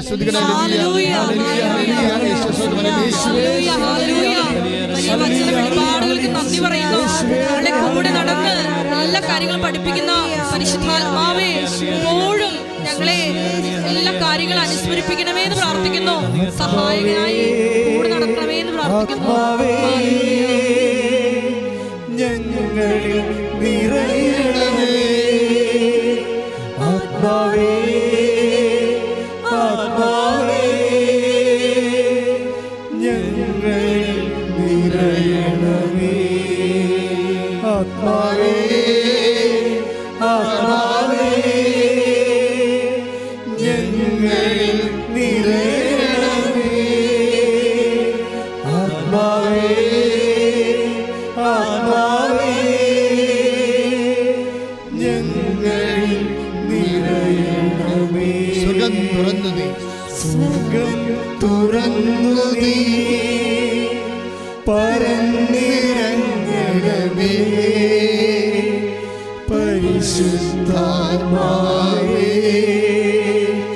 അഭിഷേകം തരണേ. സ്വർഗം തുറന്നു നീ ശ്രദ്ധിപ്പാടെ. സ്വർഗം തുറന്നു നീ പരന്നിറങ്ങണമേ പരിശുദ്ധാത്മാവേ അഭിഷേകം തരണേ. പരിശുദ്ധ പരമദിവ്യകാരുണ്യത്തിന് ആരാധനയും സ്തുതിയും പുകഴ്ചയും ഉണ്ടായിരിക്കട്ടെ. നമ്മുടെ ഉടമ്പടിയിൽ എപ്പോഴും ഒരു മിനിമം ഹോളി സ്പിരിറ്റ് കീപ്പ് ചെയ്യാൻ അച്ഛൻ പറയുക അല്ലേ, വിശുദ്ധിയോടെ വ്യാപരിക്കാൻ പറയുക. അതെന്തിനാ കാരണം എന്ന് വെച്ച് കഴിഞ്ഞാൽ ഉടമ്പടിയിൽ ഈ ദൈവസാന്നിധ്യം എന്നുള്ള കൺസെപ്റ്റ് ഭയങ്കര ശക്തമാണ്. മറ്റെല്ലാ പ്രാർത്ഥനകളിൽ നിന്ന് ഉടമ്പടിയെ വ്യത്യസ്തമാക്കുന്നത് ഉടമ്പടിയുടെ പ്രോമിസ് ഓഫ് ദ ഹോളി സ്പിരിറ്റാണ്. അത് നിങ്ങൾ കൃത്യമായിട്ട് ഉടമ്പടി എടുക്കുന്നവർ അറിയണം. എന്താ വെച്ചാൽ ഉടമ്പടി മറ്റ് പ്രാർത്ഥനാ രൂപങ്ങളിൽ നിന്നും ഉടമ്പടിയെ വ്യത്യസ്തമാക്കുന്നതിൻ്റെ കാരണം ഇതിലൊന്ന് ദൈവത്തിൻ്റെ സാന്നിധ്യമാണ്. When you take the covenant prayer you receive holy spirit. അതായത് നിങ്ങൾ ഈ ഉടമ്പടിയിലേക്ക് ആയിക്കഴിഞ്ഞാൽ അത് സത്യസന്ധമായിട്ടായിരിക്കണം. അല്ലാതെ നിങ്ങളിങ്ങനെ ആക്കാനും വേണ്ടി ഒക്കണേ ഒക്കട്ടെ എന്നൊക്കെ പറഞ്ഞുകൊണ്ട് നോക്കുക, ഇനി ഉടമ്പടി എടുത്തില്ലെന്ന് വേണ്ട, അതുകൂടി എടുത്തേക്കാന്നൊക്കെ വിചാരിച്ചുകൊണ്ട് ഇങ്ങനെ കാണ്ടാമൃഗ ക്രിസ്ത്യാനിയില്ലേ, ആ ടൈപ്പിൽ വന്നാൽ ഒരു പണിയും നടക്കത്തില്ല. മറിച്ച് നിങ്ങൾ ഇതിന് ഉടുത്തുകെട്ടി ഇറങ്ങണം സംഭവം. കാര്യം ഇത് പെർഫെക്റ്റ് ഫോർമുലായി വർക്ക് ചെയ്യേണ്ടതാണ്, അല്ലാതെ നിങ്ങളുടെ അംബിഗസ് ഹൈപ്പോത്തസിസിൽ വർക്ക് ചെയ്യണതല്ല. ഇത് ബിബ്ലിക്കലായിട്ടുള്ള കറക്റ്റ് ഫോർമുലായി വർക്ക് ചെയ്യേണ്ടതാണ്. 2 എന്ന് പറഞ്ഞു കഴിഞ്ഞാൽ അതൊരിക്കലും 4.1 ആകത്തില്ല, 3.99 ആകത്തില്ല. That is 4 sharp ഷൂട്ടറാ.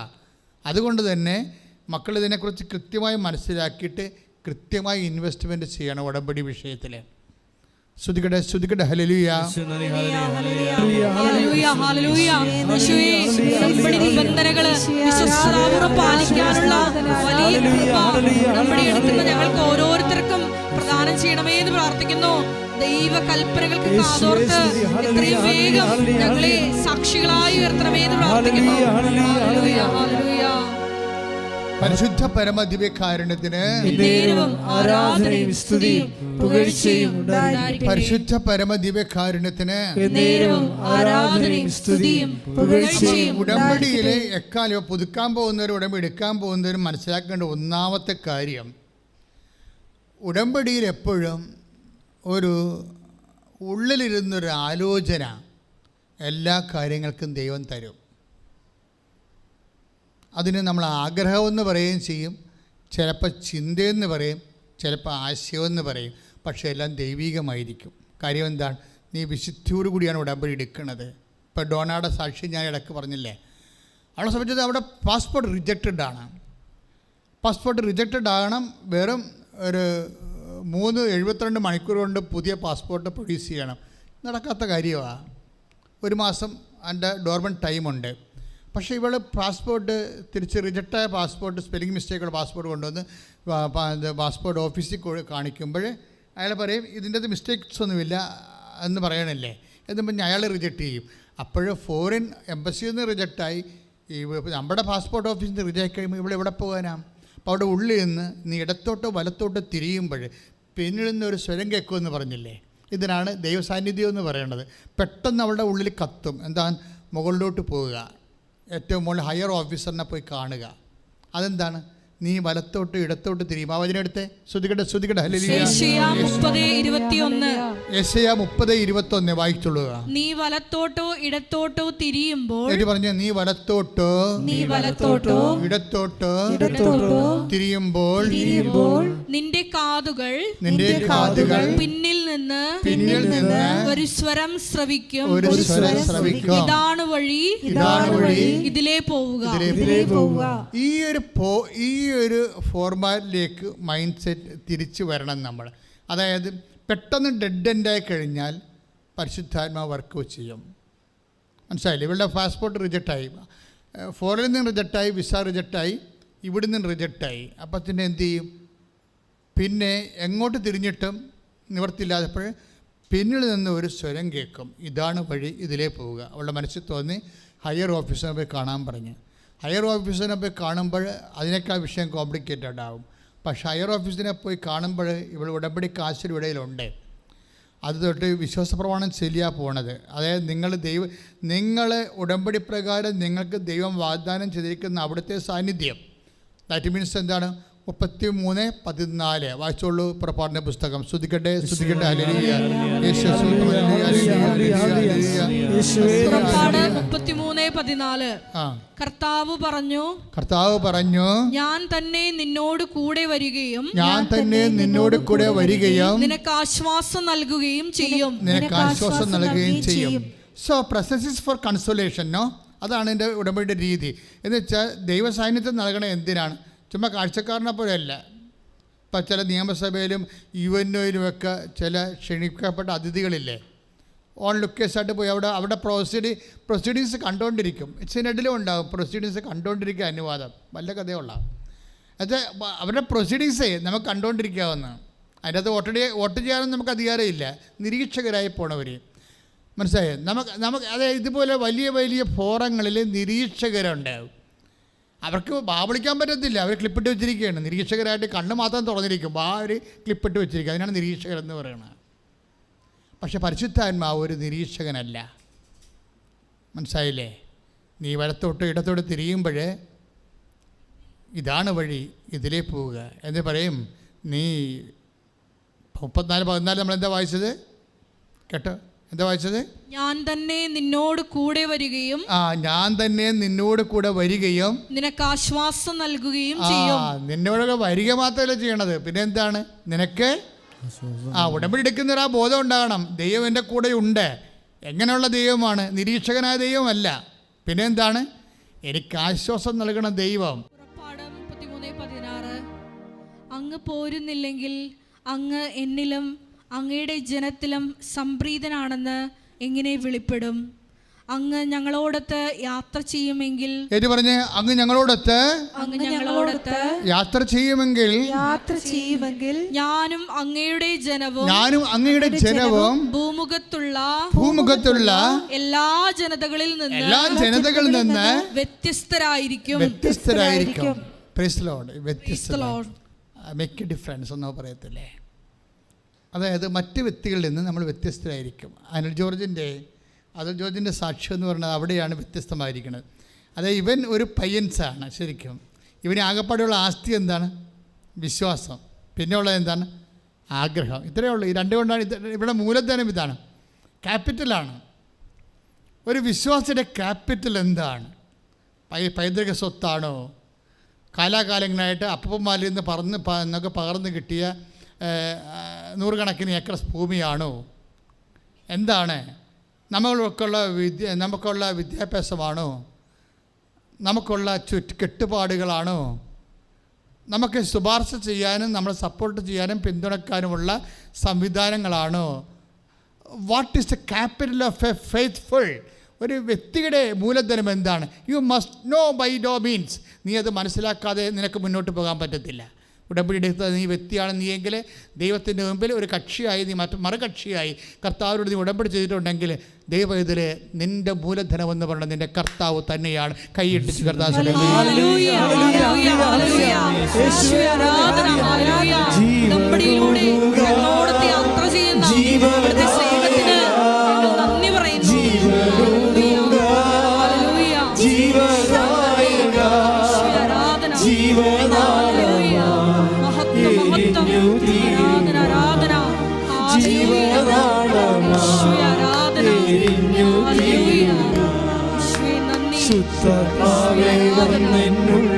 വാസം ചെയ്യണേ, സത്യാത്മാവേ നിത്യതയിൽ എത്തുവോളം. എപ്പോഴും ബൈബിൾ ഇങ്ങനെ വല്ലാണ്ട് പറയുന്ന ഒരു സംഭവമാണ്. എന്താണ്? The Lord God is my portion and cup. എൻ്റെ കർത്താവാണ് എൻ്റെ അവകാശം, കർത്താവാണ് എൻ്റെ ഓഹരി എന്ന്. സ്തുതിക്കട്ടെ. ഹല്ലേലൂയ. Take the word of God. സ്തുതിക്കട്ടെ. ഹല്ലേലൂയ.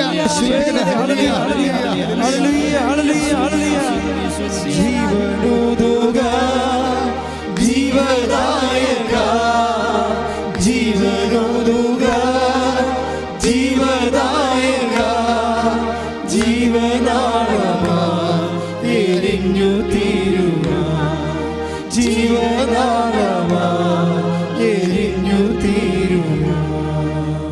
വേഗം കേൾക്കുക, ഏറ്റുപറയുക. 16-ാം സങ്കീർത്തനം 5-ാം തിരുവചനം. 16 സങ്കീർത്തനം 16:5 ഏറ്റുപറയുക. കർത്താവാണ് എൻ്റെ ഓഹരിയും പാനപാത്രവും. ഓ ദാറ്റ്സ് ഓക്കെ. അതായത് ഒന്ന് പറഞ്ഞേ, കർത്താവാണ് കർത്താവാണ് കർത്താവാണ് കർത്താവാണ് എൻ്റെ ഓഹരിയും എൻ്റെ ഓഹരിയും പാനപാത്രവും. പാനപാത്രവും. The Lord God is my portion and cup. എന്നുവെച്ചാൽ കർത്താവാണ് എൻ്റെ അവകാശം, എൻ്റെ അപ്പം തന്ന സ്വത്തല്ല. നിങ്ങൾ എവിടെ ആശ്രയിക്കണമെന്ന് പറയുകയാണ്. You must relay upon your load your God his crucified and risen. നിന്റെ മേൽ നിനക്ക് വേണ്ടി പരിഹാരം ചെയ്ത് ഉയർത്തെഴുന്നേറ്റ് നിനക്ക് വേണ്ടി പകരമായവനെയാണ് നമ്മൾ ആശ്രയിക്കേണ്ടത്. കൈയടിച്ച് കർത്താൻ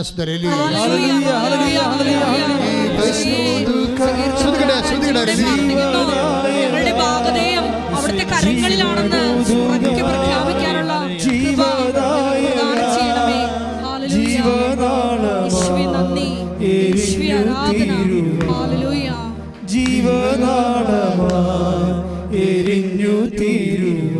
പരിശുദ്ധ പരമ ദിവ്യകാരുണ്യത്തിന് ആരാധനയും സ്തുതിയും പുകഴ്ചയും പരിശുദ്ധ പരമ ദിവ്യകാരുണ്യത്തിന് ആരാധനയും സ്തുതിയും പുകഴ്ചയും ഇത്തരം കാര്യങ്ങളാണ് അതിൽ ജോർജ് പറയണത്. എന്താണ്? എൻ്റെ ആസ്തി, എൻ്റെ മൂലധനം എന്ന് പറയുന്നത് എന്താണ്? എൻ്റെ വിശ്വാസമാണെന്ന്. എൻ്റെ വിശ്വാസം എന്ന് പറയുന്നത് എൻ്റെ അവകാശവും എൻ്റെ ഓഹരിയുമായ എൻ്റെ കർത്താവിൽ. ഒന്ന് പറഞ്ഞേ, എൻ്റെ ആസ്തിയും എൻ്റെ അവകാശവും എൻ്റെ ഓഹരിയുമായ കർത്താവാണ് എൻ്റെ മൂലധനം. എൻ്റെ ആസ്തിയും എൻ്റെ അവകാശവുമായ കർത്താവാണ് എൻ്റെ മൂലധനം. അതുകൊണ്ട് അവൻ പറയുന്നൊരു കാര്യമുണ്ട്, എനിക്ക് സിവിൽ പോയിന്റ്സ് ഇല്ല, അതുകൊണ്ട് ബാങ്കുകാർ എന്നെ റിജക്റ്റ് ചെയ്തു. That means I lost my merit, അല്ലേ? ഉടമ്പടി ഭാഷയെ പറഞ്ഞാൽ എൻ്റെ മെറിറ്റ് പോയി. അപ്പോൾ ഞാൻ എന്ത് ചെയ്തു? ഞാൻ ഉടമ്പടിയെ റിലൈസ് ചെയ്തു. നിങ്ങൾ ഓർക്കണം, ഹീസ് എ സ്റ്റുഡൻറ്റ്. ഒത്തിരിയേറെ വർഷങ്ങൾ കർത്താവുമായിട്ട് ബന്ധമുള്ള ആളല്ല, ഒരു പുതുക്കക്കാരനാണ്. എന്നാലും ചെയ്യണ കാര്യങ്ങൾ വൃത്തിയും മെനയായിട്ടങ്ങോട്ട് ചെയ്തിരിക്കുകയാണ്, വെടിപ്പായിട്ടങ്ങോട്ട് ചെയ്തിരിക്കുകയാണ്. എന്നിട്ട് ഉടമ്പടിയെ അത് റൈറ്റ് ഫോളോ ചെയ്യുകയാണ് കൃത്യമായിട്ട്. എന്താണ്? എൻ്റെ കർത്താവാണ് എൻ്റെ ഓഹരി, എൻ്റെ അവകാശമെന്ന് പറയുന്ന സങ്കീർത്തനം 16:5 നിലപാടാണ്. എന്താണ്? എൻ്റെ ആസ്തി എൻ്റെ വിശ്വാസമാണെന്ന് പറയണത്. എൻ്റെ ആസ്തി എൻ്റെ വിശ്വാസമാണ്. എന്തുള്ള വിശ്വാസമാണ്? കഴിഞ്ഞ ദിവസങ്ങളിൽ എബി എന്നും പറഞ്ഞൊരു സഹോദരൻ സാക്ഷ്യം പറഞ്ഞു. എബിയുടെ സാക്ഷ്യം എന്ന് പറയുന്നത്, എബി മാളയിലുള്ള ആളാണ്. നിങ്ങളത് യൂട്യൂബിലുണ്ട്, നല്ല സാക്ഷ്യമാണ്. എബിയുടെ പ്രശ്നം, എബി ഒക്ടോബർ 2021 അയാളെ ഖത്തറിൽ വർക്ക് ചെയ്യുന്ന ഒരു ഓഫീസറാണ്. പെട്ടെന്ന് ആളെ കൊളാപ്സായിപ്പോയി. കോവിഡ് പിടിച്ചാണെന്ന് തോന്നുന്നത്. കോവിഡിൻ്റെ മൂർധന്യ സമയത്താണ് എബി കൊളാപ്സായിപ്പോവും.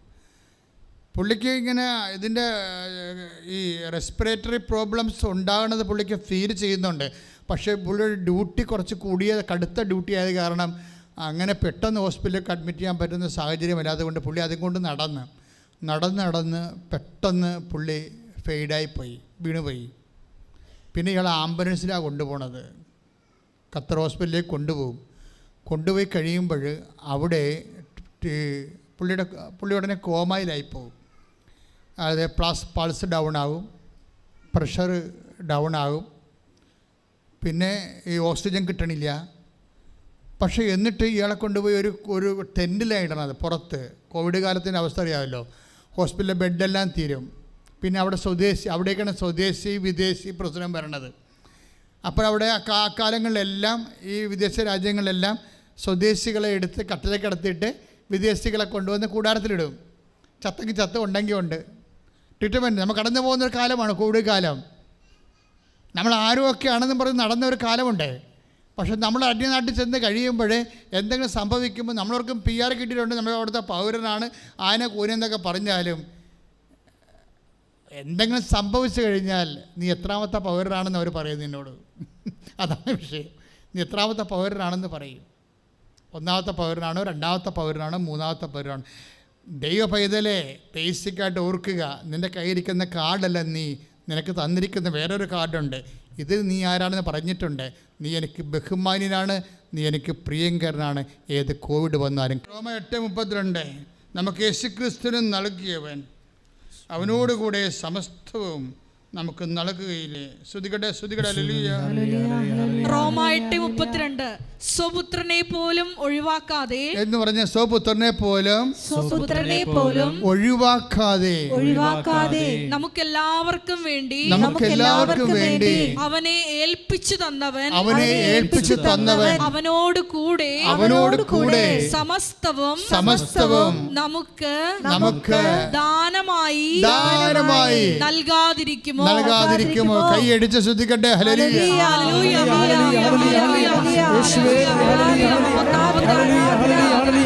യേശുവേ ആരാധന ആരാധന ആരാധന.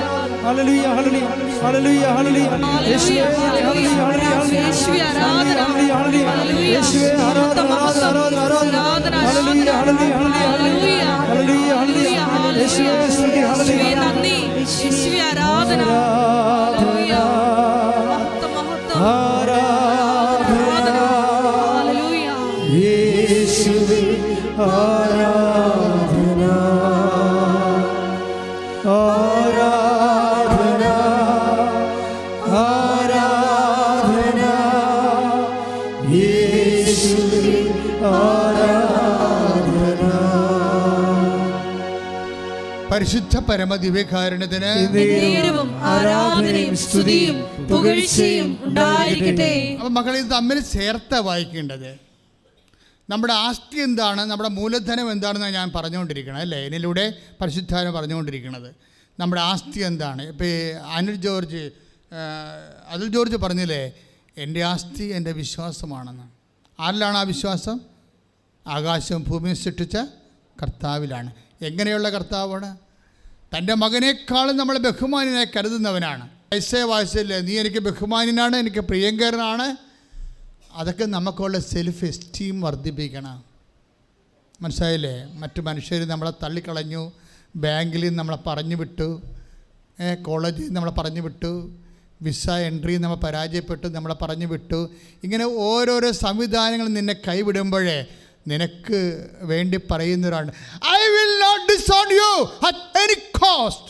ഞാൻ നിന്നെ ഒരു വിധത്തിലും അവഗണിക്കുകയോ പറഞ്ഞേ, ഞാൻ നിന്നെ ഒരു വിധത്തിലും അവഗണിക്കുകയോ ഉപേക്ഷിക്കുകയോ ഇല്ല എന്ന്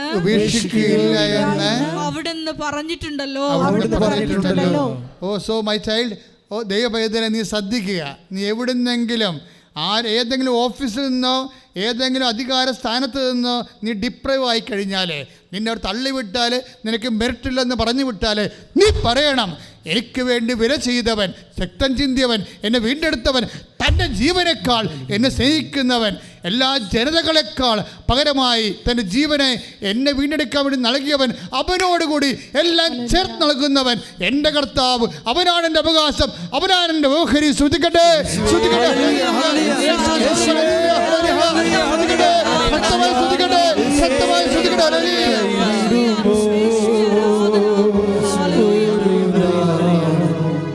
മറക്കുമോ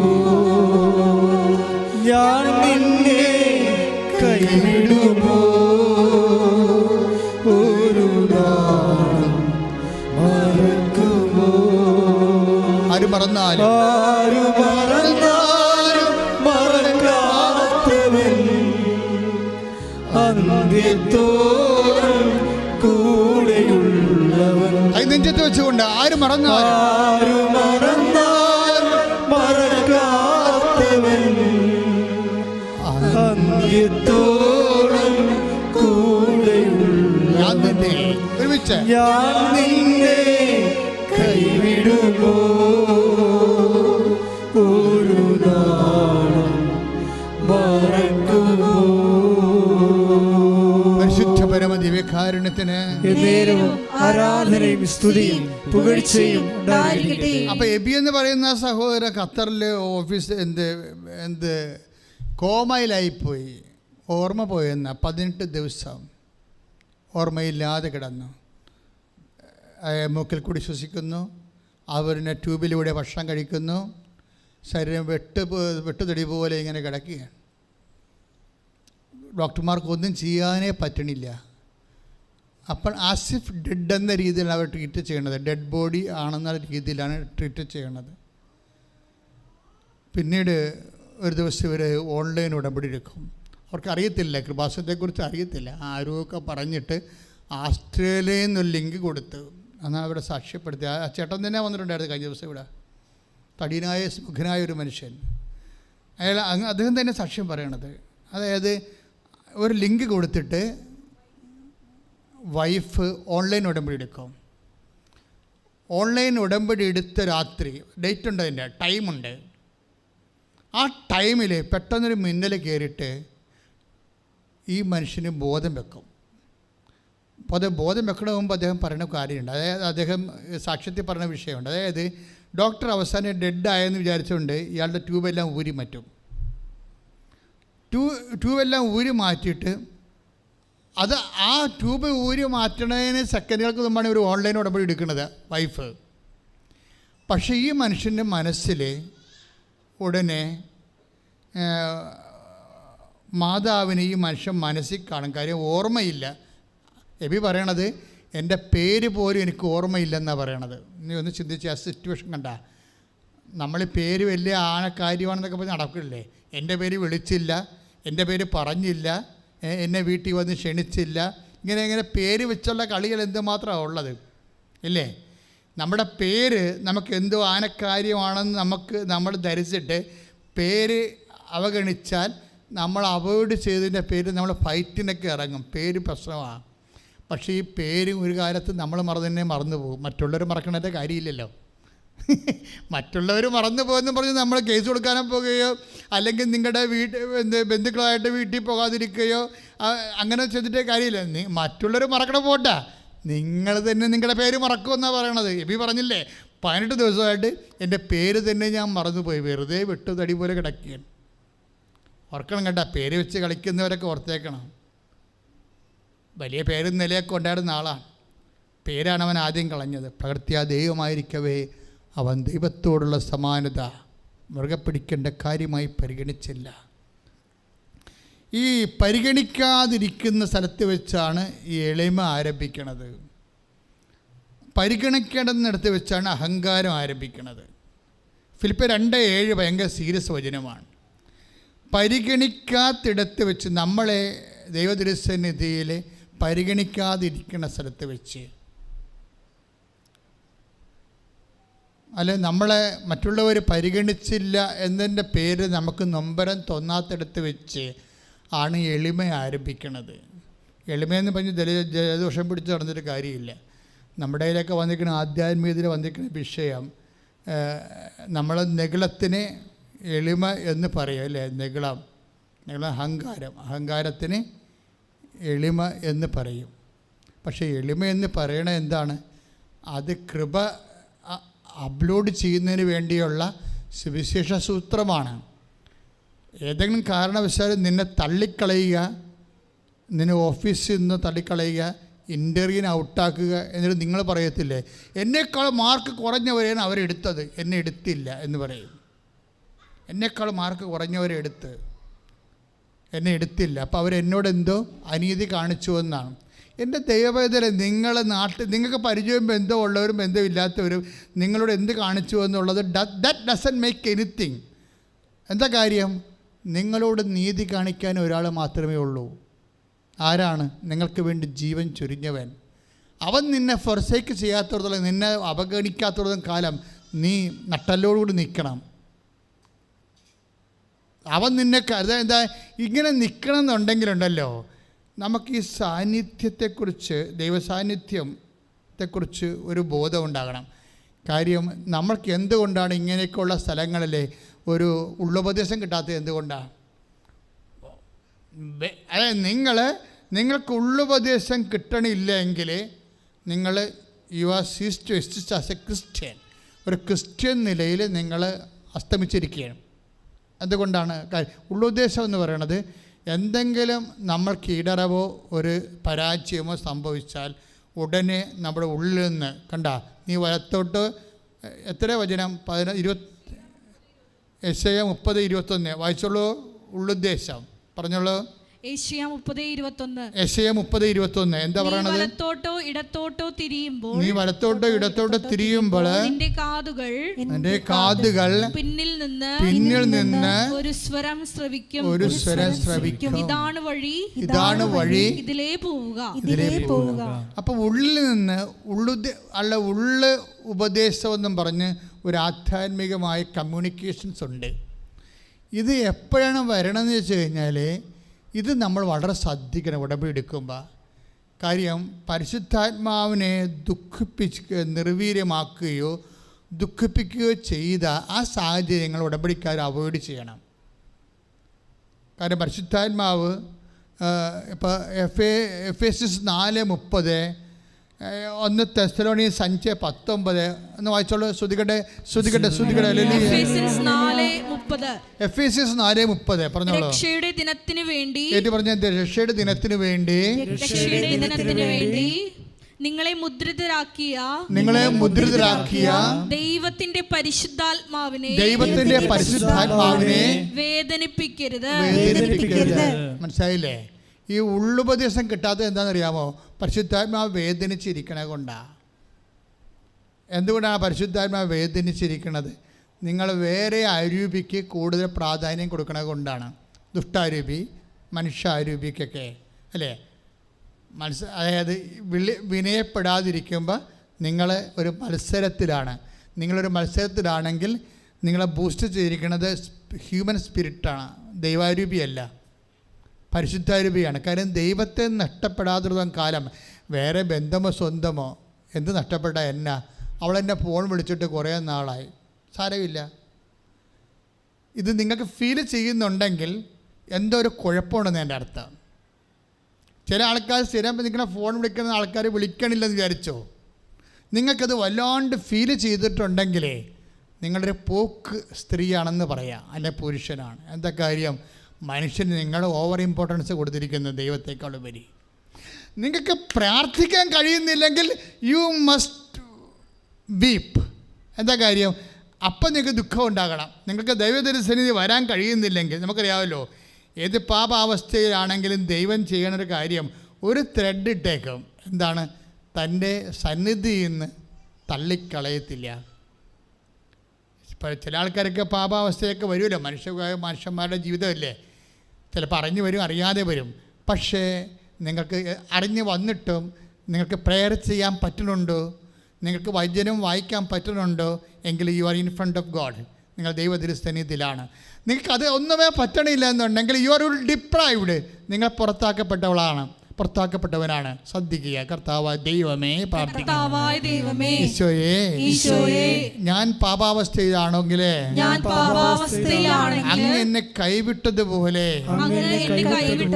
എനിക്ക് തോന്നുന്നുണ്ടെങ്കിൽ, ഞാൻ നിരാശയിലാണെങ്കിൽ, എനിക്ക് ആ കാര്യത്തില് ദുഃഖമുണ്ടെങ്കിൽ ഈശോ എന്നെ പുനഃക്രമീകരിക്കണമേ, എന്നെ അഭിഷേകം ചെയ്യണമേ, എന്നെ പുനഃപ്രതിഷ്ഠിക്കണമേ. അതെന്താ മക്കളെ, എന്താ വിഷയം എന്ന് വെച്ച് കഴിഞ്ഞാൽ, നമുക്ക് ദൈവം ഒരേ സമയം തന്നെ ആരാണ്? വ്യക്തിയുമാണ്, ശക്തിയുമാണ്. കാരണം ഉടമ്പടിയുടെ ബേസിക് പ്രിൻസിപ്പിൾ എപ്പോഴും ഞാൻ ആൾക്കാർക്ക് കിട്ടണത് ഈ ധ്യാനത്തിൽ നില കിട്ടത്തുള്ളൂ. അതുകൊണ്ട് ആത്മാവ് എന്നോട് ഈ സമയത്ത് ഇതെല്ലാം പറഞ്ഞുകൊണ്ടിരിക്കും. അതുകൊണ്ട് നിങ്ങളിതെല്ലാം ശ്രദ്ധിച്ച് നോക്കിക്കൊണ്ടും പ്രാർത്ഥിച്ചുകൊണ്ടും പഠിച്ചുകൊണ്ടും ഇരിക്കണം. എന്താ കാര്യം വെച്ച് കഴിഞ്ഞാൽ, ഇന്ന് ഉടമ്പടി ധ്യാനം തുടങ്ങിയപ്പോൾ തന്നെ ആത്മാവ് എന്താ പറഞ്ഞത്? ഉടമ്പടിയുടെ ഏറ്റവും വലിയ ആനുകൂല്യം എന്ന് പറയുന്നത് ദ പ്രസൻസ് ഓഫ് ഗാഡ്, ദൈവത്തിൻ്റെ സാന്നിധ്യമാണ്. നിങ്ങൾ പറയുന്ന IELTS ജയിക്കുകയോ PR കിട്ടുകയോ പ്രൊമോഷൻ കിട്ടുകയോ വസ്തു വിൽക്കുകയോ ഇതൊന്നുമേ അല്ല. ഇതെല്ലാം ഇഫക്റ്റാണ്. കോസ് എന്ന് പറയണത് ദൈവത്തിൻ്റെ സാന്നിധ്യമാണ്. നിങ്ങൾ ഉടമ്പടി എടുക്കുമ്പോൾ കൂടുതൽ പ്രാധാന്യം കൊടുക്കേണ്ടത് ഉടമ്പടി എടുക്കുന്ന വഴി നിങ്ങളിൽ വന്നു ചേരുന്ന ദൈവത്തിൻ്റെ സാന്നിധ്യമാണ്. അതുകൊണ്ടാണല്ലോ ജോഷുവ 1:9 പറയണത്, where you go I am with you. നീ എവിടെ പോയാലും നിൻ്റെ കൂടെ ഞാൻ ഉണ്ടാകും. ഞാൻ ഉണ്ടാകാത്തൊരു സാഹചര്യം, പ്രസൻസ് ഫീൽ ചെയ്യണില്ല എന്നുണ്ടെങ്കിൽ അതിൻ്റെ അർത്ഥം നിങ്ങൾ ദൈവത്തിൽ പരിശുദ്ധാത്മാവിനെ ദുഃഖിപ്പിച്ചിട്ടുണ്ടെന്നാണ്. അല്ലെങ്കിൽ പരിശുദ്ധാത്മാവിനെ വേദനിപ്പിക്കുകയും നിർവീര്യമാക്കുകയും ചെയ്തിട്ടുണ്ട്. അതുകൊണ്ട് keep the minimum holy spirit എന്ന് പറയും, അച്ഛനിടയ്ക്ക് പറയും. എന്തുകൊണ്ടാണ് ഉടമ്പടിയിൽ കത്തോലിക്കരാണെങ്കിൽ 2 പ്രാവശ്യം 2 ആഴ്ചയിൽ കുടുംബം കുമ്പസാരിക്കാൻ പറഞ്ഞത് എന്തുകൊണ്ടാണ് മറ്റ് കത്തോലിക്കരല്ലാത്തവരോട് നിങ്ങൾ മനസ്സാക്ഷിയിൽ വിശുദ്ധി കീപ്പ് ചെയ്യാൻ പറഞ്ഞത് എന്തുകൊണ്ടാണ്?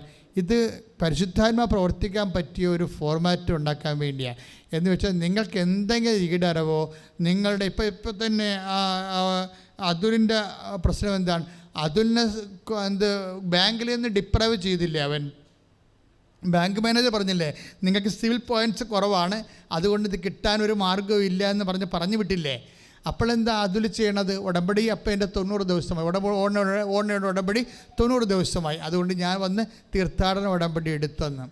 തീർത്ഥാടന ഉടമ്പടി എടുത്ത് കഴിഞ്ഞോടുകൂടി സിറ്റുവേഷൻസ് എല്ലാം അങ്ങോട്ട് മാറുകയും ഇപ്പം പറയണത് എനിക്ക് പരിചയമുള്ളവരും പരിചയമില്ലാത്തവരും ഒക്കെ ചുമ്മാ പണം എനിക്ക് തരാൻ തുടങ്ങിയെന്ന്. അടുപ്പക്കാരും അടുപ്പമല്ലാത്തവരും എല്ലാം കാര്യങ്ങൾ അറിഞ്ഞ് തിരക്കി വന്ന് അങ്ങനെ എനിക്ക് യൂണിവേഴ്സിറ്റി കൊടുക്കാനുള്ള ഈ കണ്ടീഷണൽ ഓഫർ ലെറ്റർ മാറ്റിയിട്ട് കറക്റ്റ് ഓഫർ ലെറ്റർ ആക്കാൻ വേണ്ടി എനിക്ക് 7.5 ലക്ഷം രൂപ വേണമായിരുന്നു. അത് പെട്ടെന്ന് എനിക്ക് അറിയാത്ത അജ്ഞാതമായ സോഴ്സിൽ നിന്നൊക്കെ എനിക്ക് മാതാവ് പണം തന്നെന്നാണ്. അതായത് നിങ്ങൾക്കറിയണം, ഇത് സുവിശേഷം എന്ന് പറയുന്നത് ഒരു പണം ഇങ്ങനെ അടിച്ചു മാറ്റുന്ന സുവിശേഷമല്ലേ ഇത്. മറിച്ചെന്ന് പറയുന്നത് അവൻ്റെ ഒരു അവസ്ഥയിൽ വന്നപ്പോൾ ദൈവം ഹെൽപ്പ് ചെയ്ത കാര്യങ്ങൾ അവൻ പറയുകയാണ്. അല്ലാതെ നിങ്ങളത് ആവശ്യമില്ലാത്തൊരു മെക്കാനിസത്തിനകത്ത് പ്രതീക്ഷിക്കരുത്.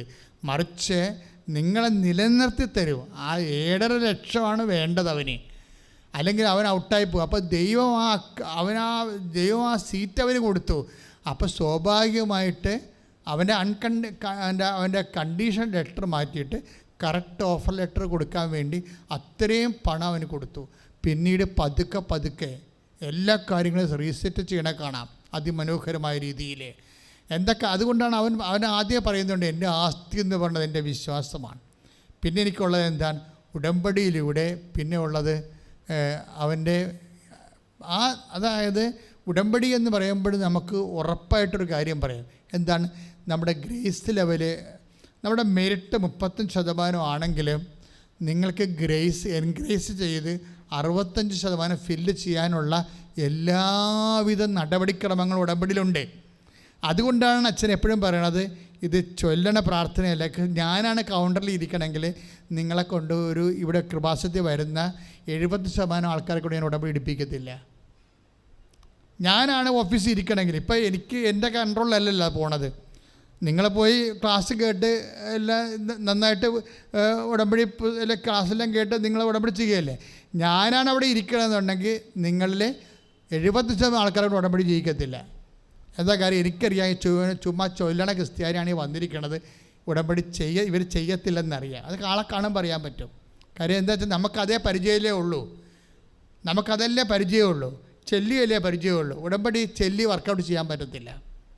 ഉടമ്പടി ചെയ്യണ പ്രാർത്ഥന കവനൻറ്റിൻ്റെ ഫോർമുല അതാണ്, അത് ചെയ്യണതാണ്.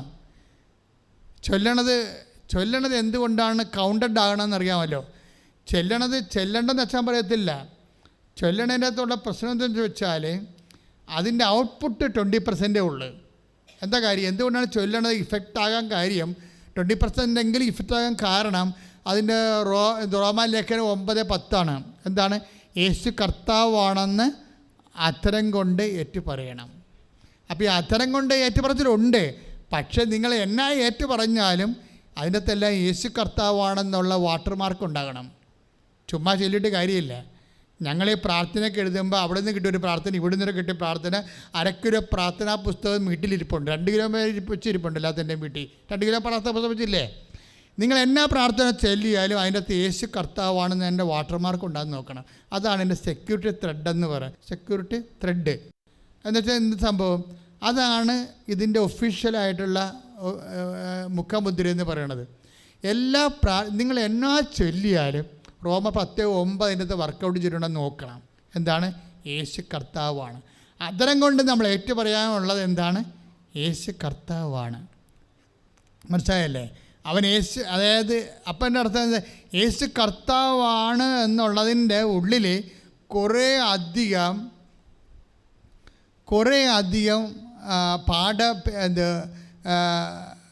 തർജ്ജിമകളുണ്ട്. ഇതെല്ലാം അതായത് ആത്മാവിൻ്റെ തർജ്ജിമകൾ. ഒരു വചനം കേൾക്കുമ്പോൾ ആത്മാവ് തർജ്ജിമ ചെയ്യണം. വചനം നമ്മൾ കേൾക്കുമ്പോൾ അതിനകത്ത് ആത്മതർജ്ജിമ നൽകണം. ഉടനെ ഓട്ടോമാറ്റിക്കായിട്ട് വരണം. ഇപ്പോൾ യേശു കർത്താവാണ്. ഉടനെ അത് ആ വചനം കേൾക്കുമ്പോൾ ഉടനെ ആത്മാവ് തർജ്ജിമ ചെയ്യും. ബാങ്ക് മാനേജറല്ല കർത്താവെന്ന്. അതാണ് സാധനം. അതാണ് തർജ്ജിമ എന്ന് പറയണത്. ഇത് നിൻ്റെ ജീവിതമായിട്ട് ബന്ധപ്പെട്ടിരിക്കുകയാണ്. ഇപ്പോഴേ ഖത്തറിലെ ഡോക്ടർമാർ എബിയോട് പറഞ്ഞു ഡെഡ് ബോഡിയാണ്, ഇനി ഒന്നും ചെയ്യാനില്ലെന്ന് പറയും. അല്ലേ? ഒന്നും ചെയ്യാനില്ല എന്ന് പറയും. അപ്പോൾ അങ്ങനെ ആ ബോധമില്ല, സ്വന്തം പേര് പോലും മറന്ന മനുഷ്യൻ്റെ ഉള്ളിൽ തെളിഞ്ഞു നിൽക്കണ ഒരു രൂപമുണ്ട്. ആ ബോധം പോയി സ്വന്തം പേര് പോലും മറന്നു പോയ ആളിന് ബോധം വന്നപ്പോൾ വൈഫ് ഈ കൃപാസനം മാതാവിൻ്റെ രൂപം കാണിച്ചു കൊടുക്കും. ഈ മാതാവിൻ്റെക്ക് എന്നാണ് ഉടമ്പടി ചെയ്തിരിക്കണമെന്ന് പറയുമ്പോഴാണ് ഈ മനുഷ്യൻ കരയണ പോലെയാകും. എന്താണ്? എനിക്ക് ബോധമില്ല, എൻ്റെ ഓർമ്മയെല്ലാം പോയ സമയത്ത് എൻ്റെ ഹൃദയത്തിൽ തെളിഞ്ഞത് ഞാൻ ഒരിക്കലും ഈ ജന്മത്തെ കാണാത്ത ഈ മാതാവിൻ്റെ രൂപമാണല്ലോ എന്ന് കൈയിടിച്ച് കർത്താൻ